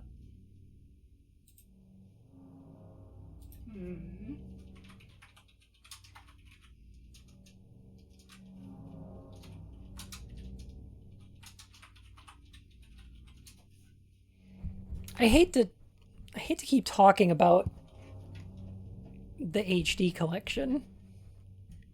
But it is very funny.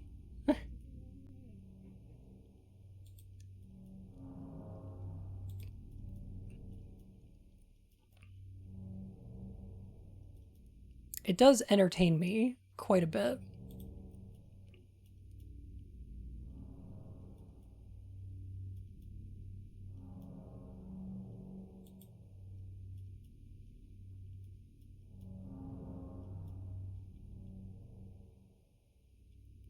About the ranch sign?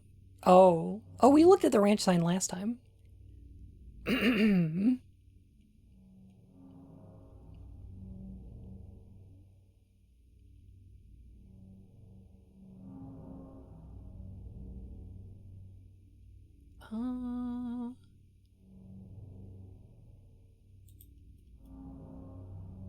Here we go. Okay, so here's what this looks like in the HD collection.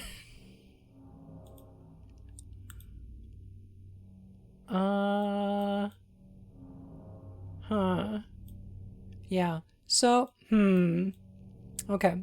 So I've noticed an issue. So those just kind of, and then they just stop. Huh. Yeah. Had a problem with the fog in that game, didn't they? That was an issue. Number. Thank you for 13 months. That's almost a whole year.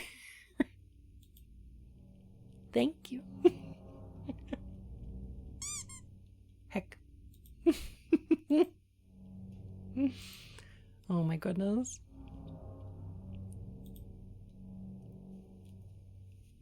The ocean is like a tarp. It's not a lake. It's a tarp.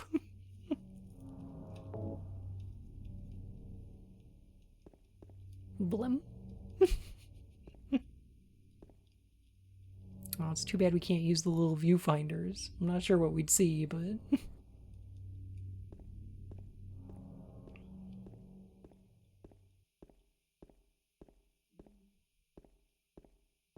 Alrighty, the park. This has to be our special place. Mary?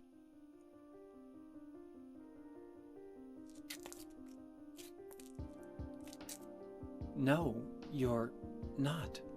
Do I look like your girlfriend? No, my late wife. I can't believe it. You could be her twin.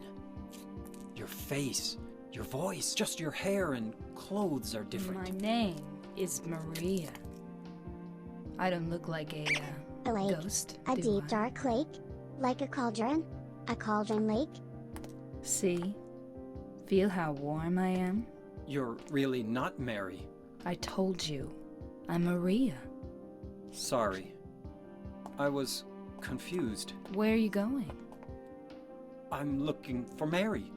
Have you seen her? Didn't you say she died? Oh yeah, 3 years ago. But I got a letter from her. She says she was waiting in our special place. And that's here? Anyway, I haven't seen her. Is this your only special place?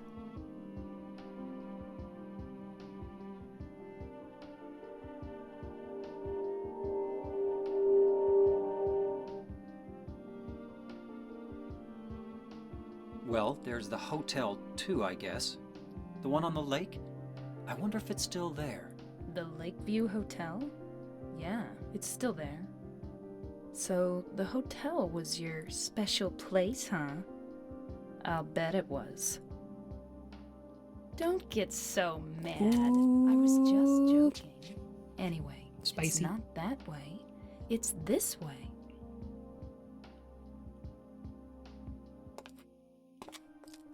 You're coming with me? You were gonna just leave me? No, but... With all these monsters around? No, I just... I'm all alone here. Everyone else is gone. I look like Mary, don't I? You loved her, right? Huh, or maybe you hated her. Don't be ridiculous. So it's okay? Yeah, fine. Hmm.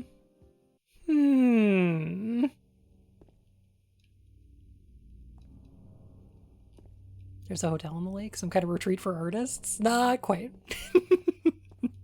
What's that tattoo? It's a butterfly. Or maybe a moth? Probably a butterfly.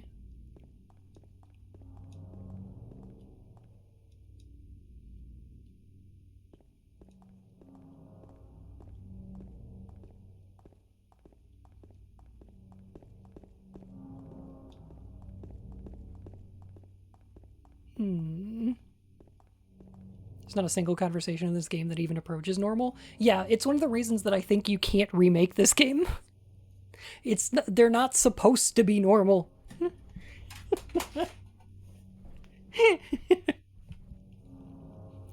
Maria is Mary's face on an entirely different body. I can see the seam more. That's not quite accurate. So the character designer for this game was Takayoshi Sato, who also did the CG work. And Maria is using Mary's bone structure, but with a different model. I think she looks less like Mary than James thinks she does. In my opinion. I don't think that looks very much like Maria. Like, I could see the bone structure a little bit, but like it's different.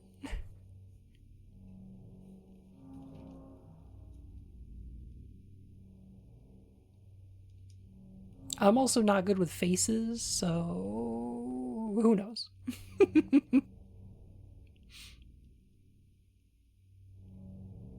James never told Maria his name? Maybe that'll be important later. In memory of the 67 who died of illness and now sleep beneath the lake. Huh.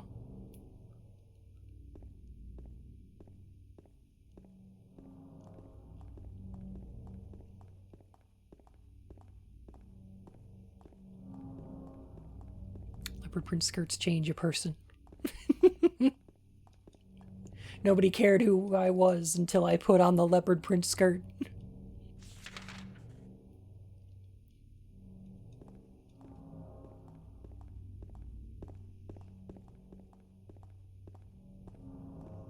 Solidus and Snake have the same face, yet never look alike to me because of Solidus's expressions and gray hair. Yeah, certainly, yes. Maybe there's a reason this tourist town died? Mm-hmm.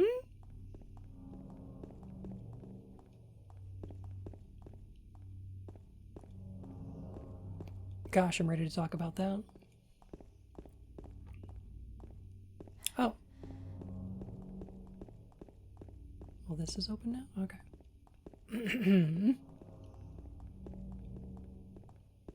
There's one other thing that we need to read in this park.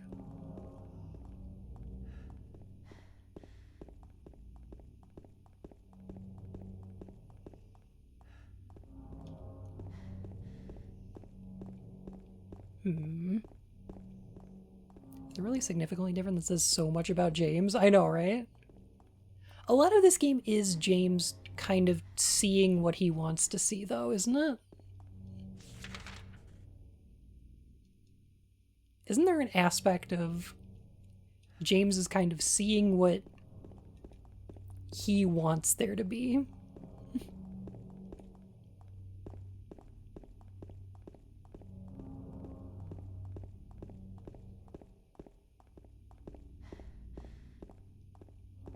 If you ask which twin is which, one only speaks lies and one only tells the truth. That's true. Yeah.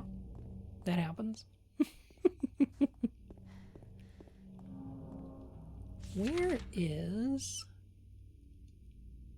I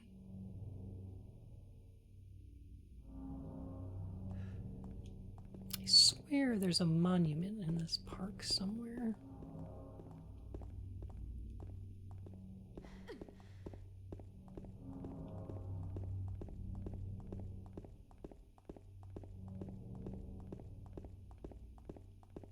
Hmm.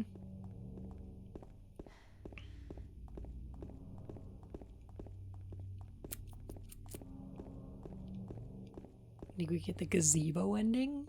I'm not sure that's a thing.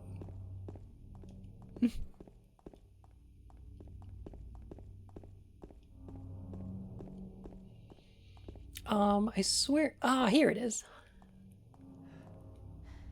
Jeez, had to run around for it. Victim of persecution by the Christians, Jennifer Carroll lived with pride and honor. What happened here shall never be forgotten.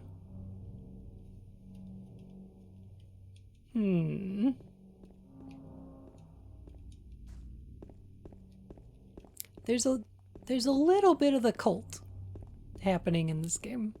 Just a little bit. Not a lot. But they're still in the background. Is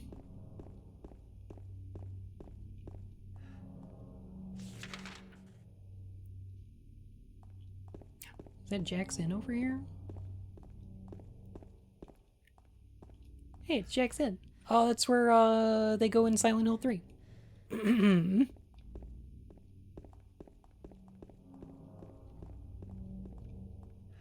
Get a heckin' room here.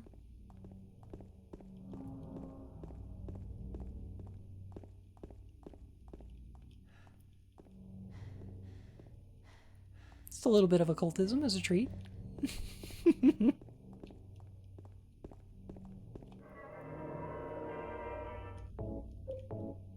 Jack's in is better than Jack's off. Yeah, true. Jesus. My goodness. Alright. Coming up on an opportunity I've got, I think, to explain what's going on in this game. And to talk about Maria. Maria? Aren't you Maria?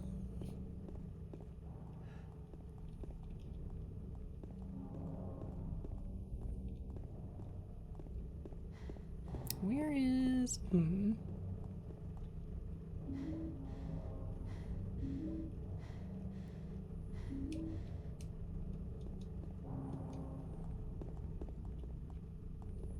The thing I like about Maria is that she's friends with Shadow the Hedgehog. I think that's pretty cool.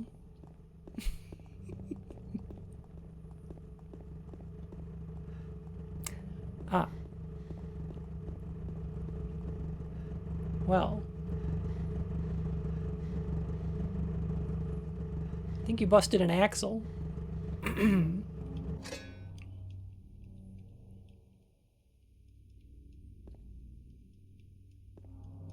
That's why it's so foggy here. Somebody left that car running.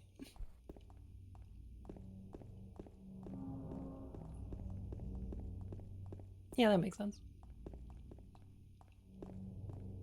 Ah, here we are. Okay. Important note. If this note is not in your playthrough, I think it only shows up on New Game Plus. I think it only shows up in your second playthrough.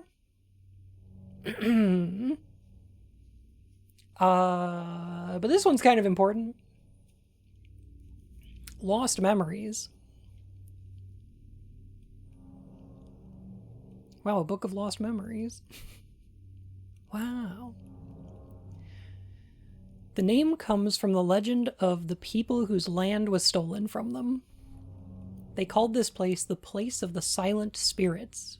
By spirits, they meant not only their dead relatives, but also the spirits that they believed inhabited the trees, rocks, and water around them. According to the legend, this was where the holiest ceremonies took place. But it was not the ancestors of those who now live in this town that first stole the land from these people. There were others who came before. In those days, this town went by another name, but that name is now hopelessly lost to the veils of time. All we know is that there was another name, and that for some reason the town was once abandoned by its residents. So this is kind of important.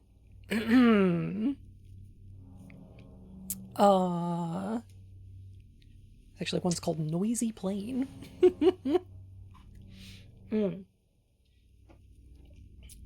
So, let me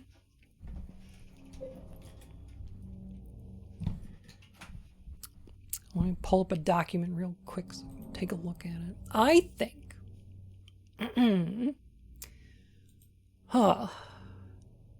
they established the backstory of this town is even older than the events of Silent Hill 1.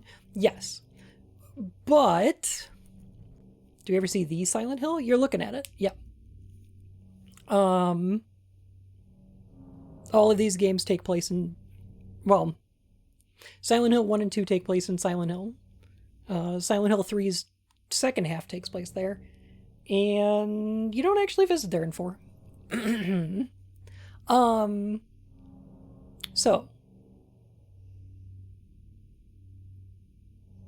this document is playing with a concept that both Stephen King and Lovecraft and David Lynch are very interested in. Alan Wake does this too a little bit, but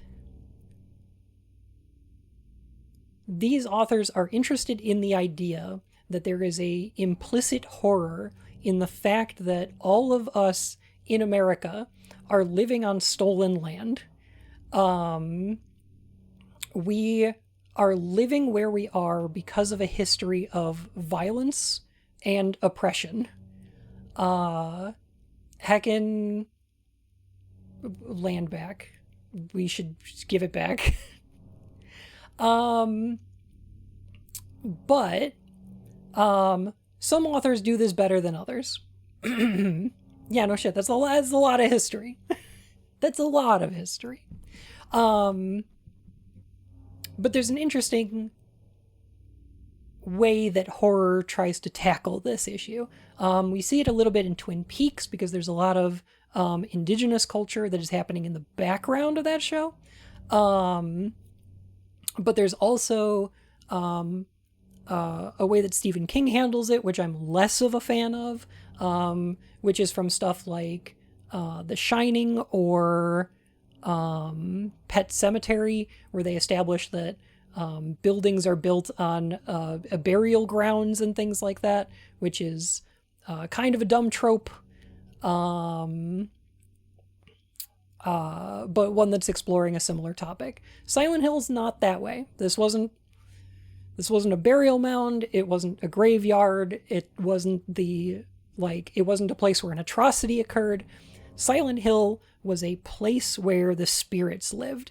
It is a place. Yeah, Pet Sematary sucks. I totally agree. Yes.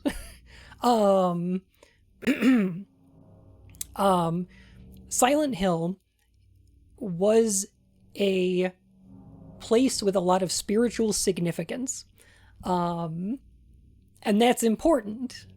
Because that is giving us a clue as to what is going on in this game after the events of Silent Hill 1, or what happened to the town after the events of Silent Hill 1. In Silent Hill 1, a little girl's psychic powers cause her nightmares to escape her head. But in Silent Hill 2, it seems very much more like the people who are drawn to this town are having their own subconsciouses manifested before them. And the reason for this is because, like the land was stolen and developed, the spirits that inhabit it have become influenced by the events of that first game, by the cult itself, by the manifestation of Alessa's nightmares.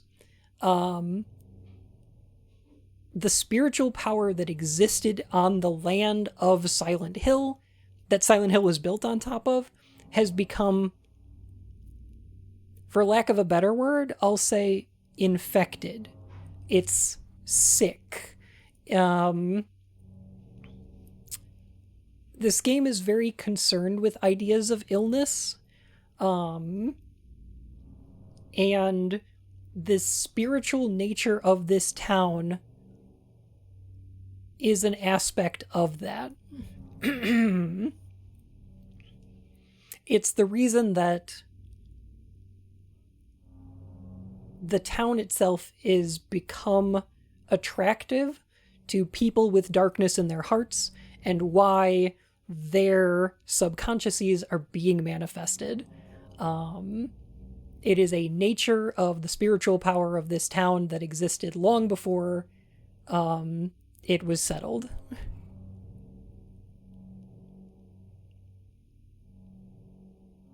Yes. I do need to talk about Lisa.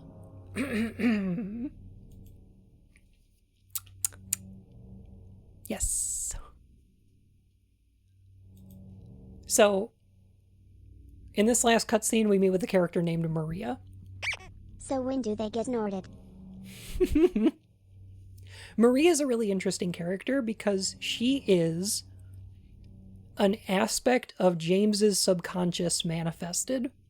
We're going to see a little bit more of this later. We're going to get a big reveal for it.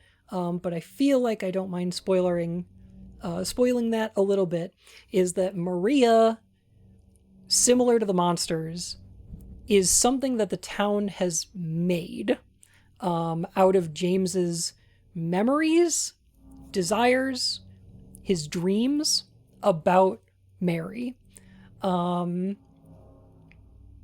But he notices right away that she doesn't act the same way that Mary does.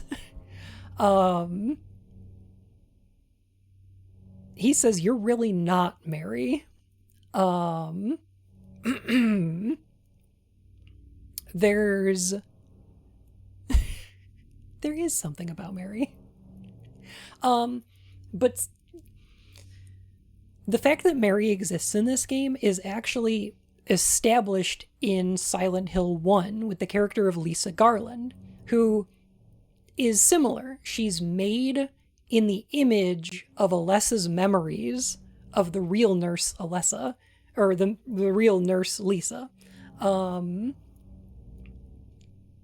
where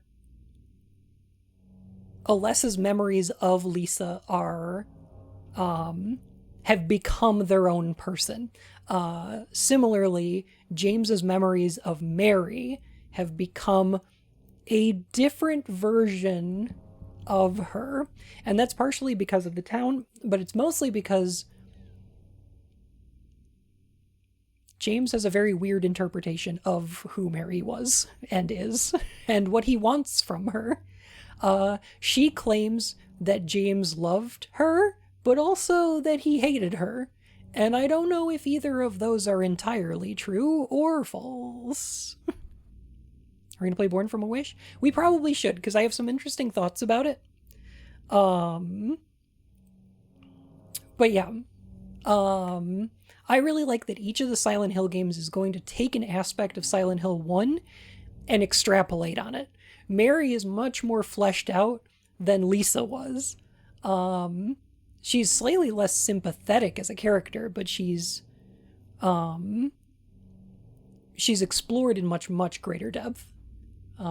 Especially considering the Born from a Wish scenario, which was later added to this game as DLC, by which I mean, in the Greatest Hits edition, they added an extra chapter to the story. And I think there's one other thing that I wanted to point out. Taxidermy, thank you. Hairbrained and big-brained.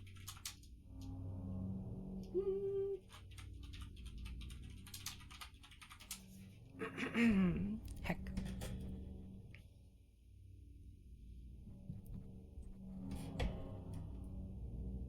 The night is gray. I think I played the demo for that. I think I may have streamed the demo for that.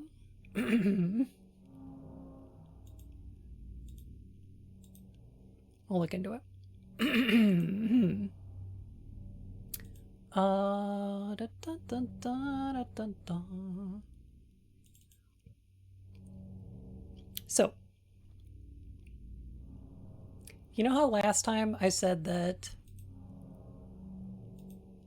Silent Hill, the town, is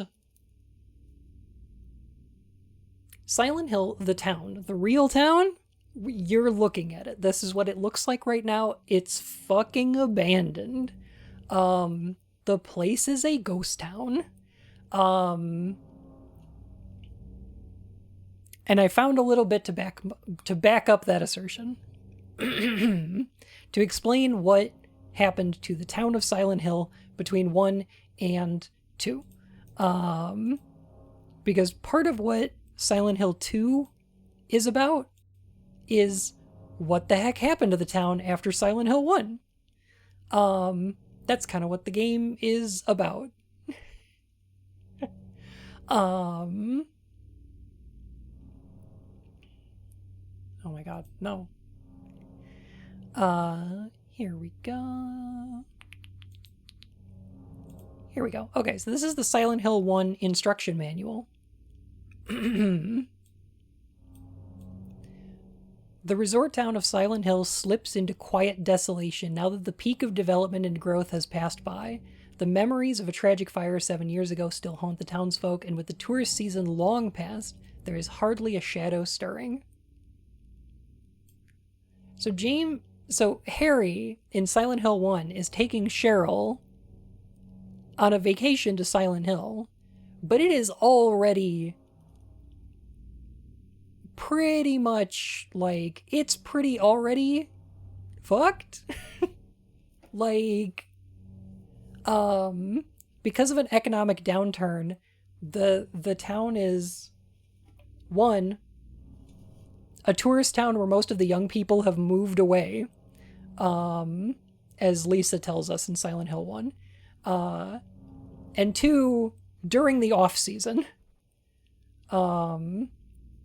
So, yeah.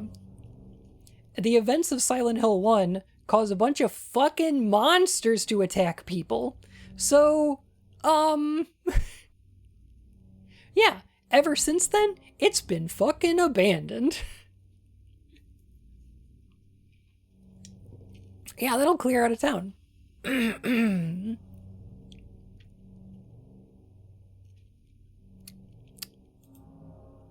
And, yeah, this is what happened to it after the events of Silent Hill 2. Squiddaddle.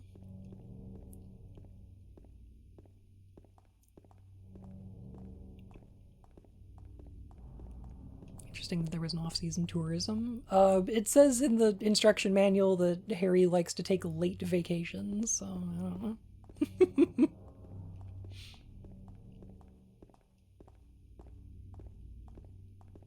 That's how you become the town that must have had a gas leak or something? Yeah.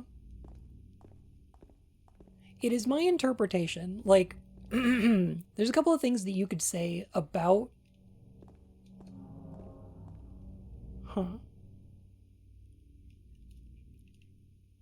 Folks in Brams just don't talk about it then? I assumed a lot of the people that... Probably not, yeah. A lot of the roads are out too. We're just looking at a wall. Yeah, sorry. Also, I like Carroll Street here, which may be a reference to Jennifer Carroll, who we saw a monument to in the park, but it's probably also a reference to Lewis Carroll. I like Alice in Wonderland, though.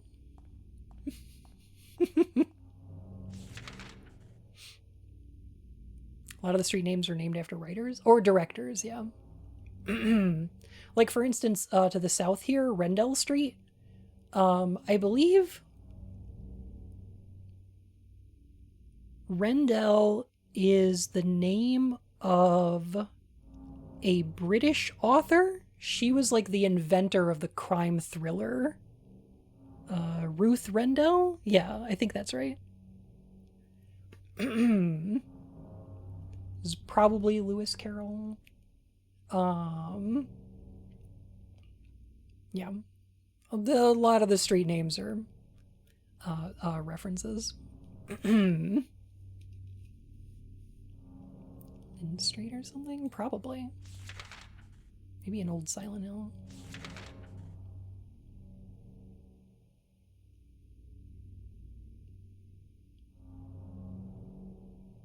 Anyway.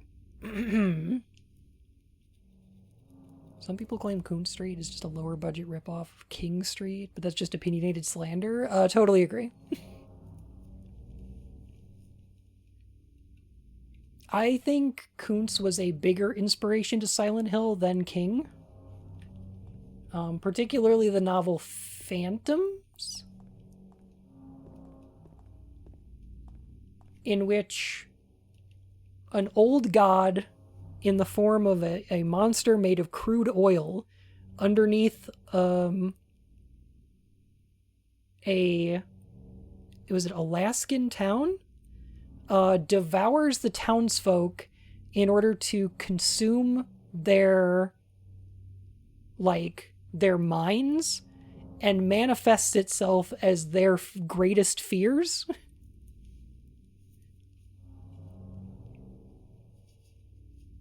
Like it eats people, it consumes them, and then takes form as their fears. It's I don't know. And just, it was also made into a pretty good movie. We should watch that on Discord. We should watch Dean Koontz's Phantom on Discord. Oh, that would be really good. I think y'all would like it.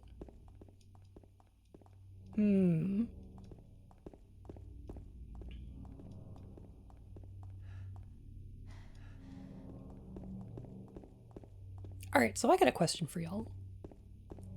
Why does Maria exist in this game?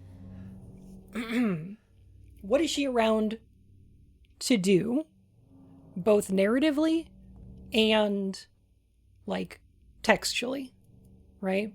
To torture James, great answer, excellent, perfect, yes, 100%, yes. So textually, she's there to be a foil to Mary, but she's also there to prod James about his own insecurities, right? An idealized version of Mary. I don't know about that. I don't know if she's exactly what James would even want Mary to be, He almost seems uncomfortable with the way that she's flirtatious towards him, But in terms of narrative, it's my interpretation that the reason that Mary is manifesting is to prod at James' guilt. His repressed sexual nature. She's there to remind him, this is how you remind me of what okay.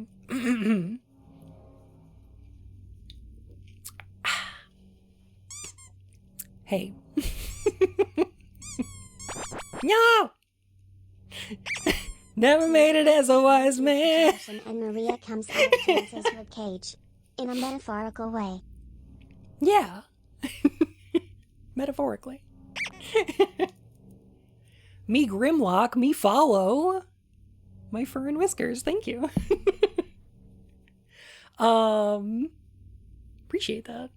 To a lesser but still meaningful extent, I do think that James desired an option to save Mary, to have a version of her with him that wasn't ill or debilitated. Okay, true, but one of the things that Mary is going to do during the course of this game is die right in front of him without him being able to save her. And in the ending where he leaves town with her, she begins to cough. She's not there to be a version of Mary that can be saved. She's there to remind James that she's dead.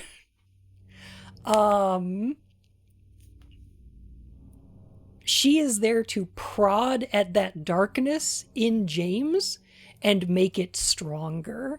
I think she's there because the spiritual power of this town manifests the nightmares of the people living in it. And Maria is a great way to to push James further into his own guilt, his own psychology, his own self-loathing, and to make those nightmares more vivid, you know? She's purposely flirty and sexy. Yes, exactly. Like, she's there to draw that out of him because she is sexy and flirtatious and available, but also does a lot of things that are pretty emasculating. I think Maria appears how Mary looked when James first met and fell in love with her. That's possible. That is certainly possible. Although it is also an outfit that Christina Aguilera wore at Teen Choice Awards.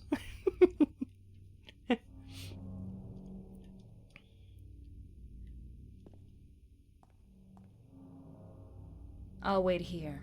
I hate bowling. I didn't come here to play, you know. Hurry back, okay? That's a cute line. I like that line. All right, and I promised I was going to talk about something else as well. So here we go. So what'd you do? Robbery? Murder? Nah, nothing like that. Huh, you're just a gutless fatso. What'd you have to say that for? I thought you said the cops were after you. No, I just ran because I was scared. I don't know what the cops are doing.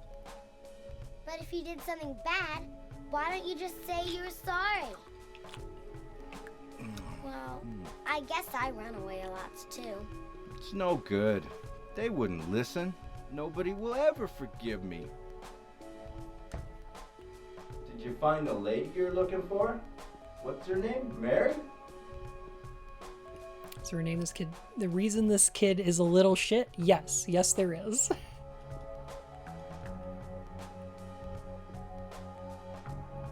We won't find out for quite a while, though.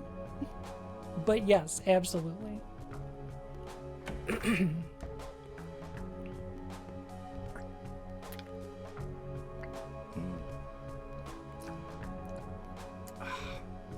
Eddie? Oh, you're... James. We met in the apartment building? Yeah, I remember. But,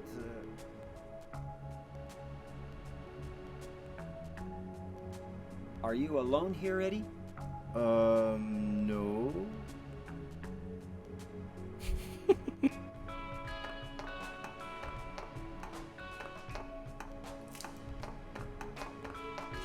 Bye-bye. Bye, Laura. Come back! Eddie, let's go after her. Huh? Laura? But why? Laura, is that her name? That's what she said. This town is full of monsters. How can you sit there and eat pizza? She said she was fine by herself. She said a fatso like me would just slow her down. Forget you. Where did the pizza come from? I'm glad you asked. I've been meaning to talk about this. I said I was going to talk about this. Because it's my interpretation that the pizza is Eddie's Maria. Think about it. The pizza is to Eddie as Maria is to James. Okay, okay. Think about this. James's hangups, the darkness in James, is related to sexual frustration and the death of his wife. Maria embodies all of those things. She's sexual, she's flirtatious, she's emasculating. She also looks like his wife. She's dying. She's all the things that are perfectly poised to cause James to sink deeper and deeper into the things that he's most concerned with, the deepest dark parts of his heart, right? We'll see her die later. Don't worry about it. Eddie's hang-ups. I knew the pizza had to be a manifestation. But then why does James sees the pizza but Eddie can't see Maria? He could if she was around. She just doesn't want to be around Eddie. But if Eddie was there, he'd be able to see Maria. He just isn't. The same way that Laura would be able to see the monsters if they were around her, they're just not. The town just doesn't manifest monsters around her. It's just not a thing it does. So here's the thing. Eddie's hang-up is related to a football coach and being made fun of for his weight. Eddie's whole thing is people making fun of him for being fat, which is bad. I don't make fun of Eddie. Poor guy. Eddie kind of sucks, but hey. What we have here is, I don't know if you could see the back of the box from this angle. No, not at all. Okay, so the back of the box on this says All Stars Pizza.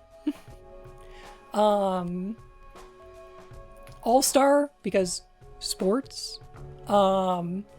He's sitting there eating pizza because, you know, he's eating. He's being made fun of for being fat. So the town is manifesting something for him that is going to cause him to feed more and more into those things that are the darkness in his heart, right? The town is going to prod him for being fat, and so it manifests for him pizza. The pizza is Eddie's Maria. It's the way that he uses it to damage himself. The way that Maria is a way for James to prod his own guilt.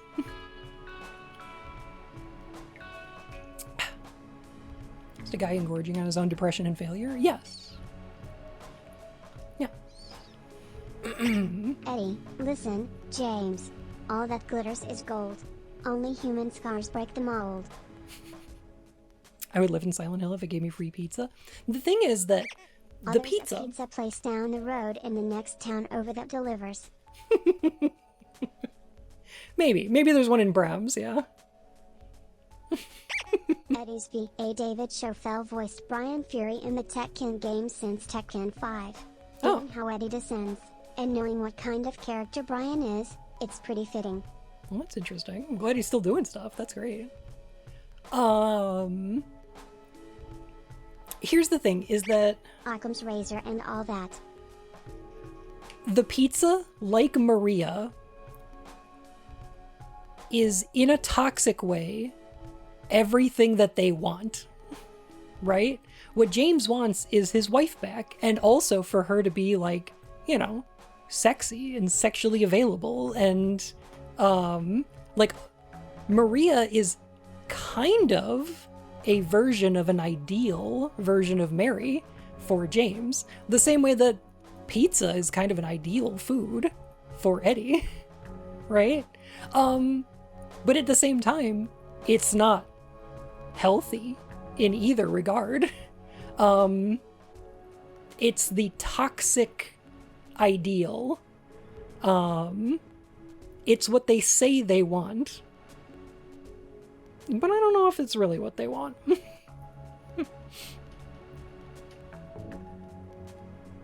The act of eating pizza feeds into Eddie's insecurities and guilt. Not guilt. Insecurities, yes. I guess I don't know if Eddie feels as guilty as he does angry, if that makes sense. Silent Hill's not just about guilt. Guilt is James's thing. There are other aspects of psychology that are in play with the other characters, right? It's a little bit self-loathing, yeah. I think for Eddie, he's mad at people making fun of him. He doesn't want to be made fun of. And you know, sitting there and eating because of being made fun of for being fat is a self-destructive way of handling that, you know? Eddie's Pyramid Head is just an old Italian guy? Maybe. It's the guy from Pizza Tower. It's Peppino. Chef Boyardee? Maybe.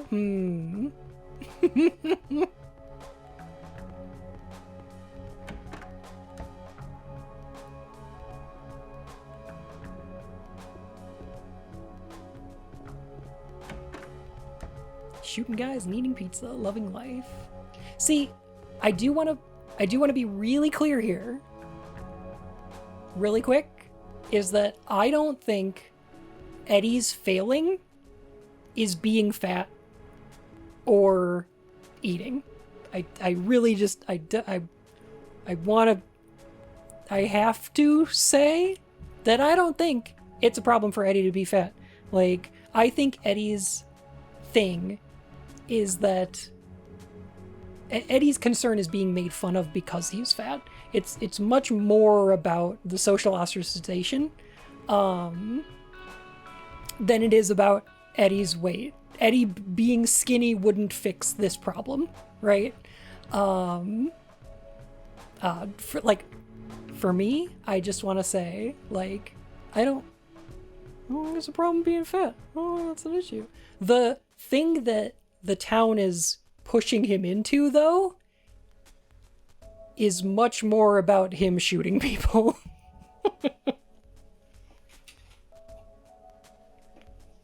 Eddie's team made fun of him. It's somewhat unclear.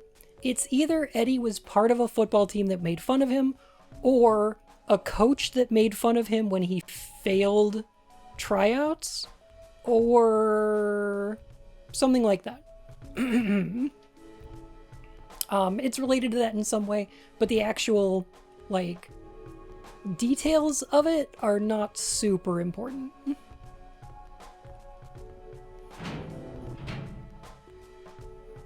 His fat ain't the problem, but other people's hurtful comments to him are? Yes, exactly. Yes. And the way he responds to those comments as well. Very weird aside, are there bowling pins? I believe so, yeah. I think you can walk down the lanes, if I remember correctly. Whee! There is a bowling pin.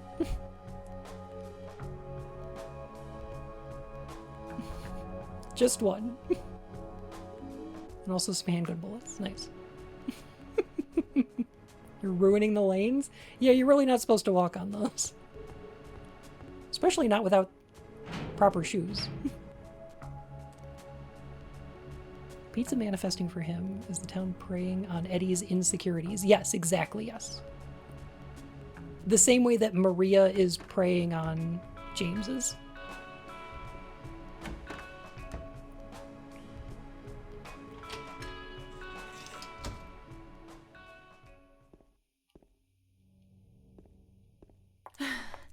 Did a little girl run out of here? Yeah, she was too fast for me. Aren't you gonna go after her?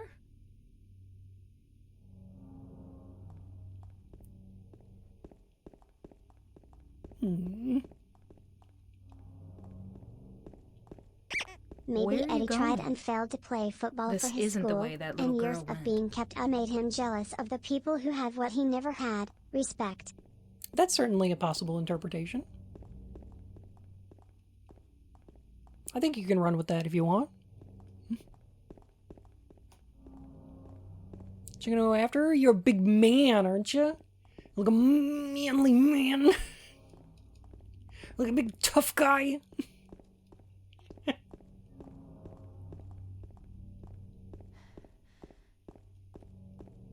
Maria's great. I love her.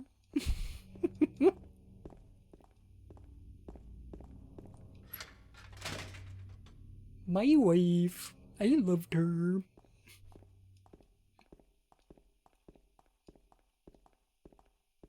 What kind of shoes is James wearing? Motorcycle boots. It's not that the town is passing judgment on Eddie and saying he's bad for eating. It's that Eddie's insecure about his eating, so the town is manifesting food. Precisely. Excellent way to put it. Yes. Yes. It's feeding his own insecurities. It's not a judgment on what he did. Yeah. Precisely. It's the same way for James. Like, I don't think the town has the kind of... I don't think the town has a will or a desire or the ability to be judgmental. So I don't think it's judging James for what he did. It's about James feeling guilty because he's judging himself. Did Maria and Laura actually see each other? Does Maria know where she went simply because the town knows? I think in this scene it's sort of implied that Maria followed after her, but it's not necessarily that Laura saw that she was being followed or chased.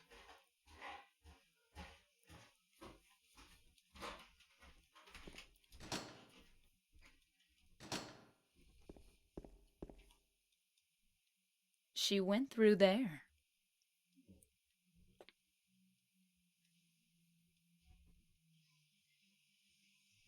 Is there any other way? Yeah, there is. Right through there.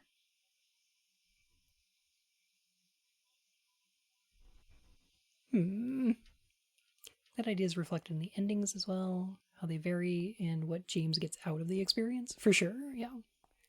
We should also probably talk a little bit about the endings to this game.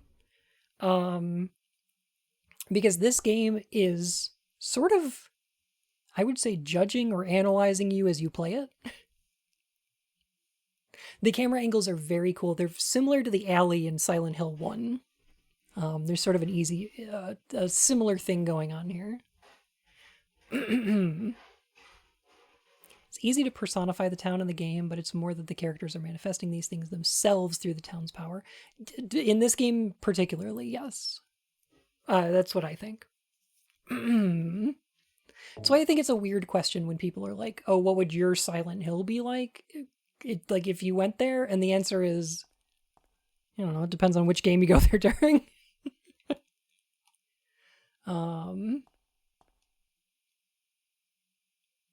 But also like you don't know what's happening in your subconscious.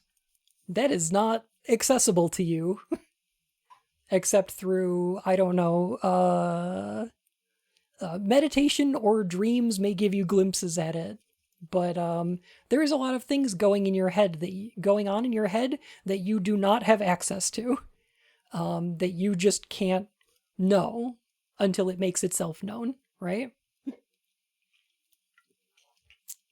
And that's an important thing to these games. Because that's what the Silent Hill games are about, is that aspect of your subconscious becoming real, escaping out into the real world.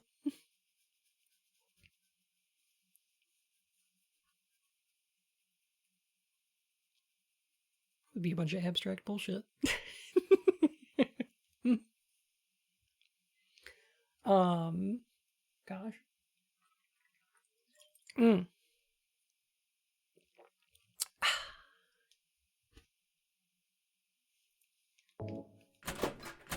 It's no good. It's locked.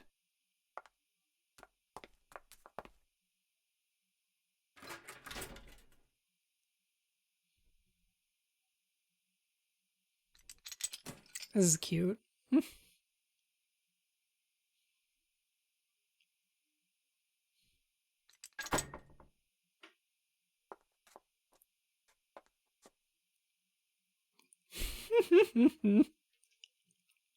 You, Maria?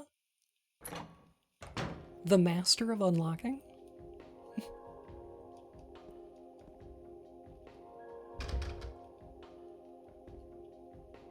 Japanese words, a common trope where a feeling or urge lingers more so than a conscious desire.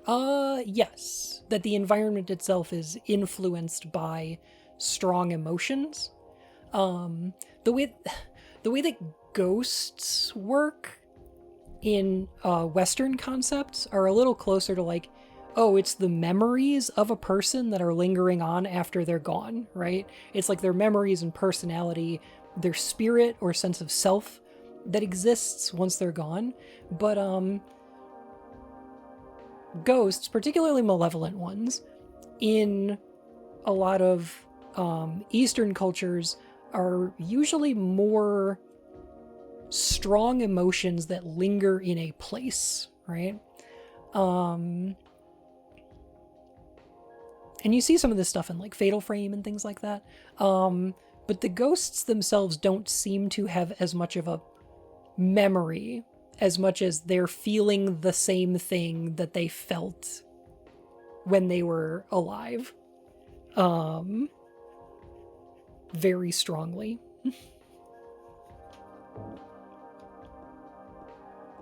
And that would suck.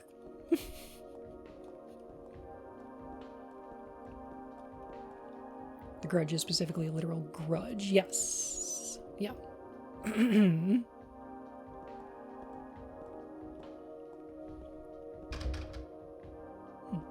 Lock's broken.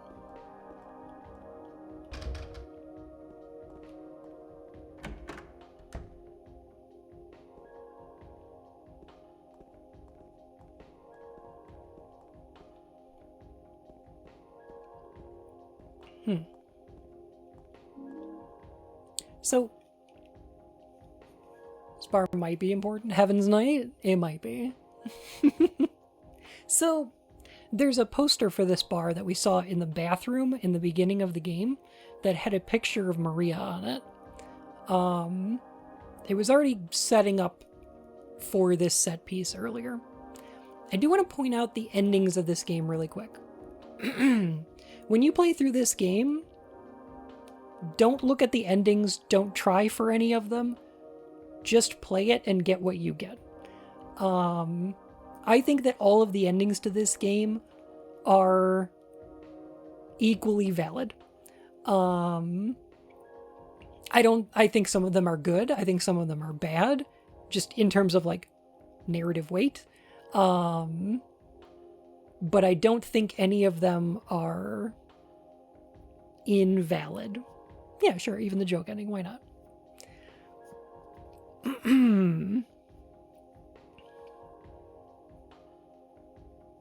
Reflecting and projecting the darkness of those that wander in. That's similar to my take, yeah.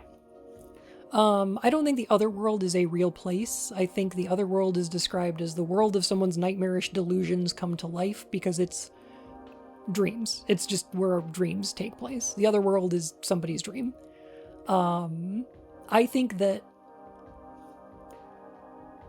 Alessa's psychic powers were manifesting the subconscious of her mind, and that after the events of Silent Hill 1, the land that the town was built on was so influenced by that nightmare that it has become trapped in this, or infected with this cycle, where it now is looking for nightmares to manifest. It is looking for people's dark subconsciouses to bring into the real world.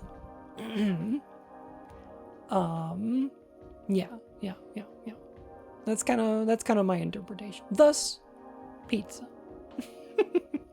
So, this game, they didn't put a warning at the beginning of the game that tells you, warning, this game psychologically profiles you as you play it, like Silent Hill Shattered Memories does. But it does. There are certain things that will affect your ending, like examining the knife that you got from Angela in your inventory, or looking at Mary's note or picture, or keeping your health at low or high levels, killing a certain number of enemies, the amount of time you spend with Maria. All of this stuff influences your endings in really cool ways. And I think that's awesome and gives you the ending that you deserve. So I recommend going for that your first playthrough. Get the ending that you deserve.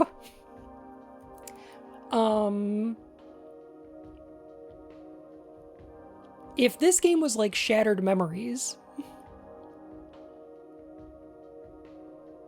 walking into this bar would be giving me points towards the pervert ending. There's like 4 endings in Shattered Memories.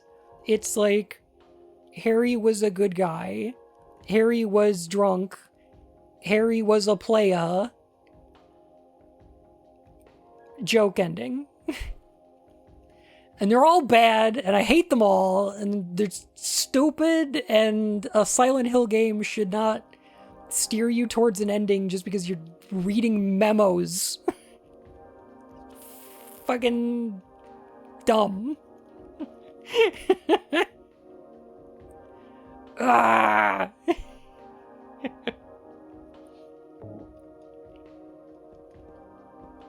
Silent Hill 2 did it so much better. Like the idea of it, but it's not perfect because a lot of players will just inspect all the items to be thorough. Yeah, so the perfect version of that system is Silent Hill 2. Shattered Memories is a great idea that was perfect when Silent Hill 2 did it.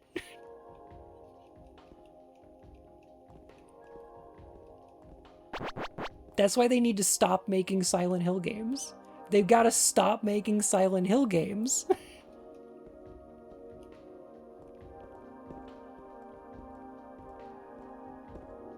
The game takes place for seemingly no reason, which is not... Yes, but it's not as bad as the good ending in Downpour. Because in that game, Silent Hill, the town, is a purgatory that traps you for your guilt and sin in order to like punish you or whatever.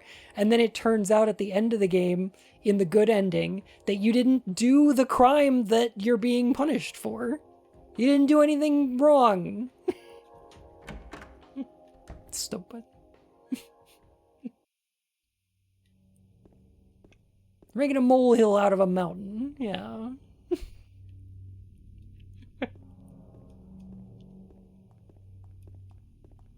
God, these camera angles are so good.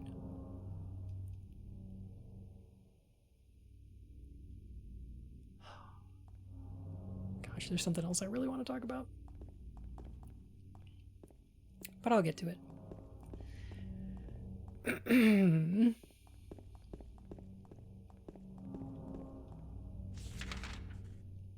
It's not personal or psychological reasons some players might do that. They might just want to make sure they see everything in the game. Yeah, exactly. Yes. Yeah.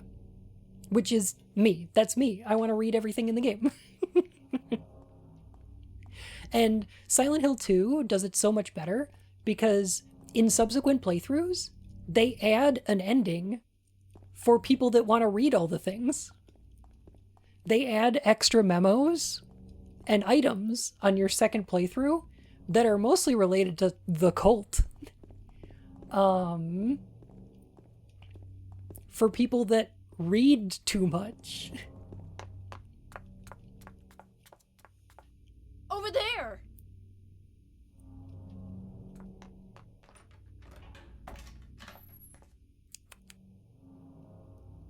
Downpour, the Silent Hill Rob Zombie vibes with the trucker. Oh, that's Origins, yeah. Origins, my least favorite Silent Hill game. I don't know if it's the worst one, but it is my least favorite. I hate it.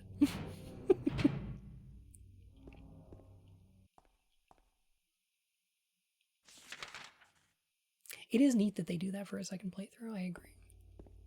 Big agree.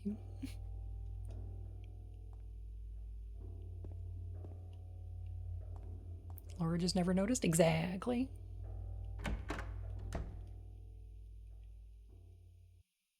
Seems to be about the patients hospitalized here. Jack Davis. Hey, his name also starts with J. He has attempted suicide 3 times in the past for reasons unknown. Although he is normally a model patient who follows doctors' and nurses' orders, he must be watched closely due to his past pattern of sudden and violent suicide attempts. Joseph Barkin. Hey, it's another J name. I've never theory crafted about the series before at all. Everything I've been saying has been off the dome. You can see why people like doing it. It's a lot of fun, isn't it? I love analyzing games. I love it. It's my favorite. His illness seems to be rooted in the fact that he believes he is guilty of causing his daughter's death. His symptoms suggest a psychotic break and paranoid delusions. Normally calm, but he has a tendency towards violence when excited. Joshua Lewis. Hey, that's another J name. Just like James Sunderland. Oh, wild. History of hospitalization, as well as numerous assault, battery, and other violent offenses. He has a strong persecution complex and a tendency to solve things through violence. Extreme caution necessary. Do you like video essays? I love video essays.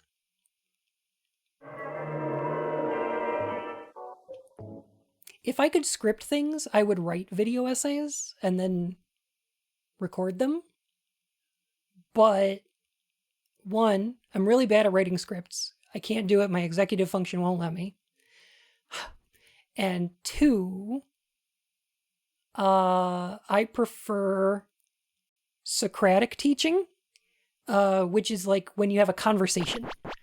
So being able to talk to y'all and have you tell me your ideas, helps me out so much. It's my favorite way to talk about this stuff is like in conversation.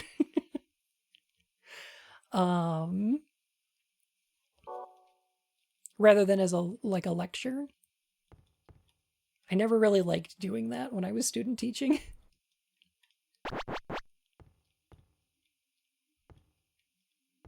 You okay, Maria? Maria's alright. Alright.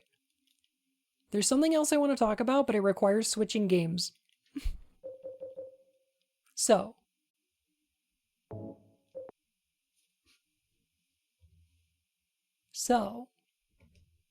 That's all the Silent Hill I'm going to play tonight.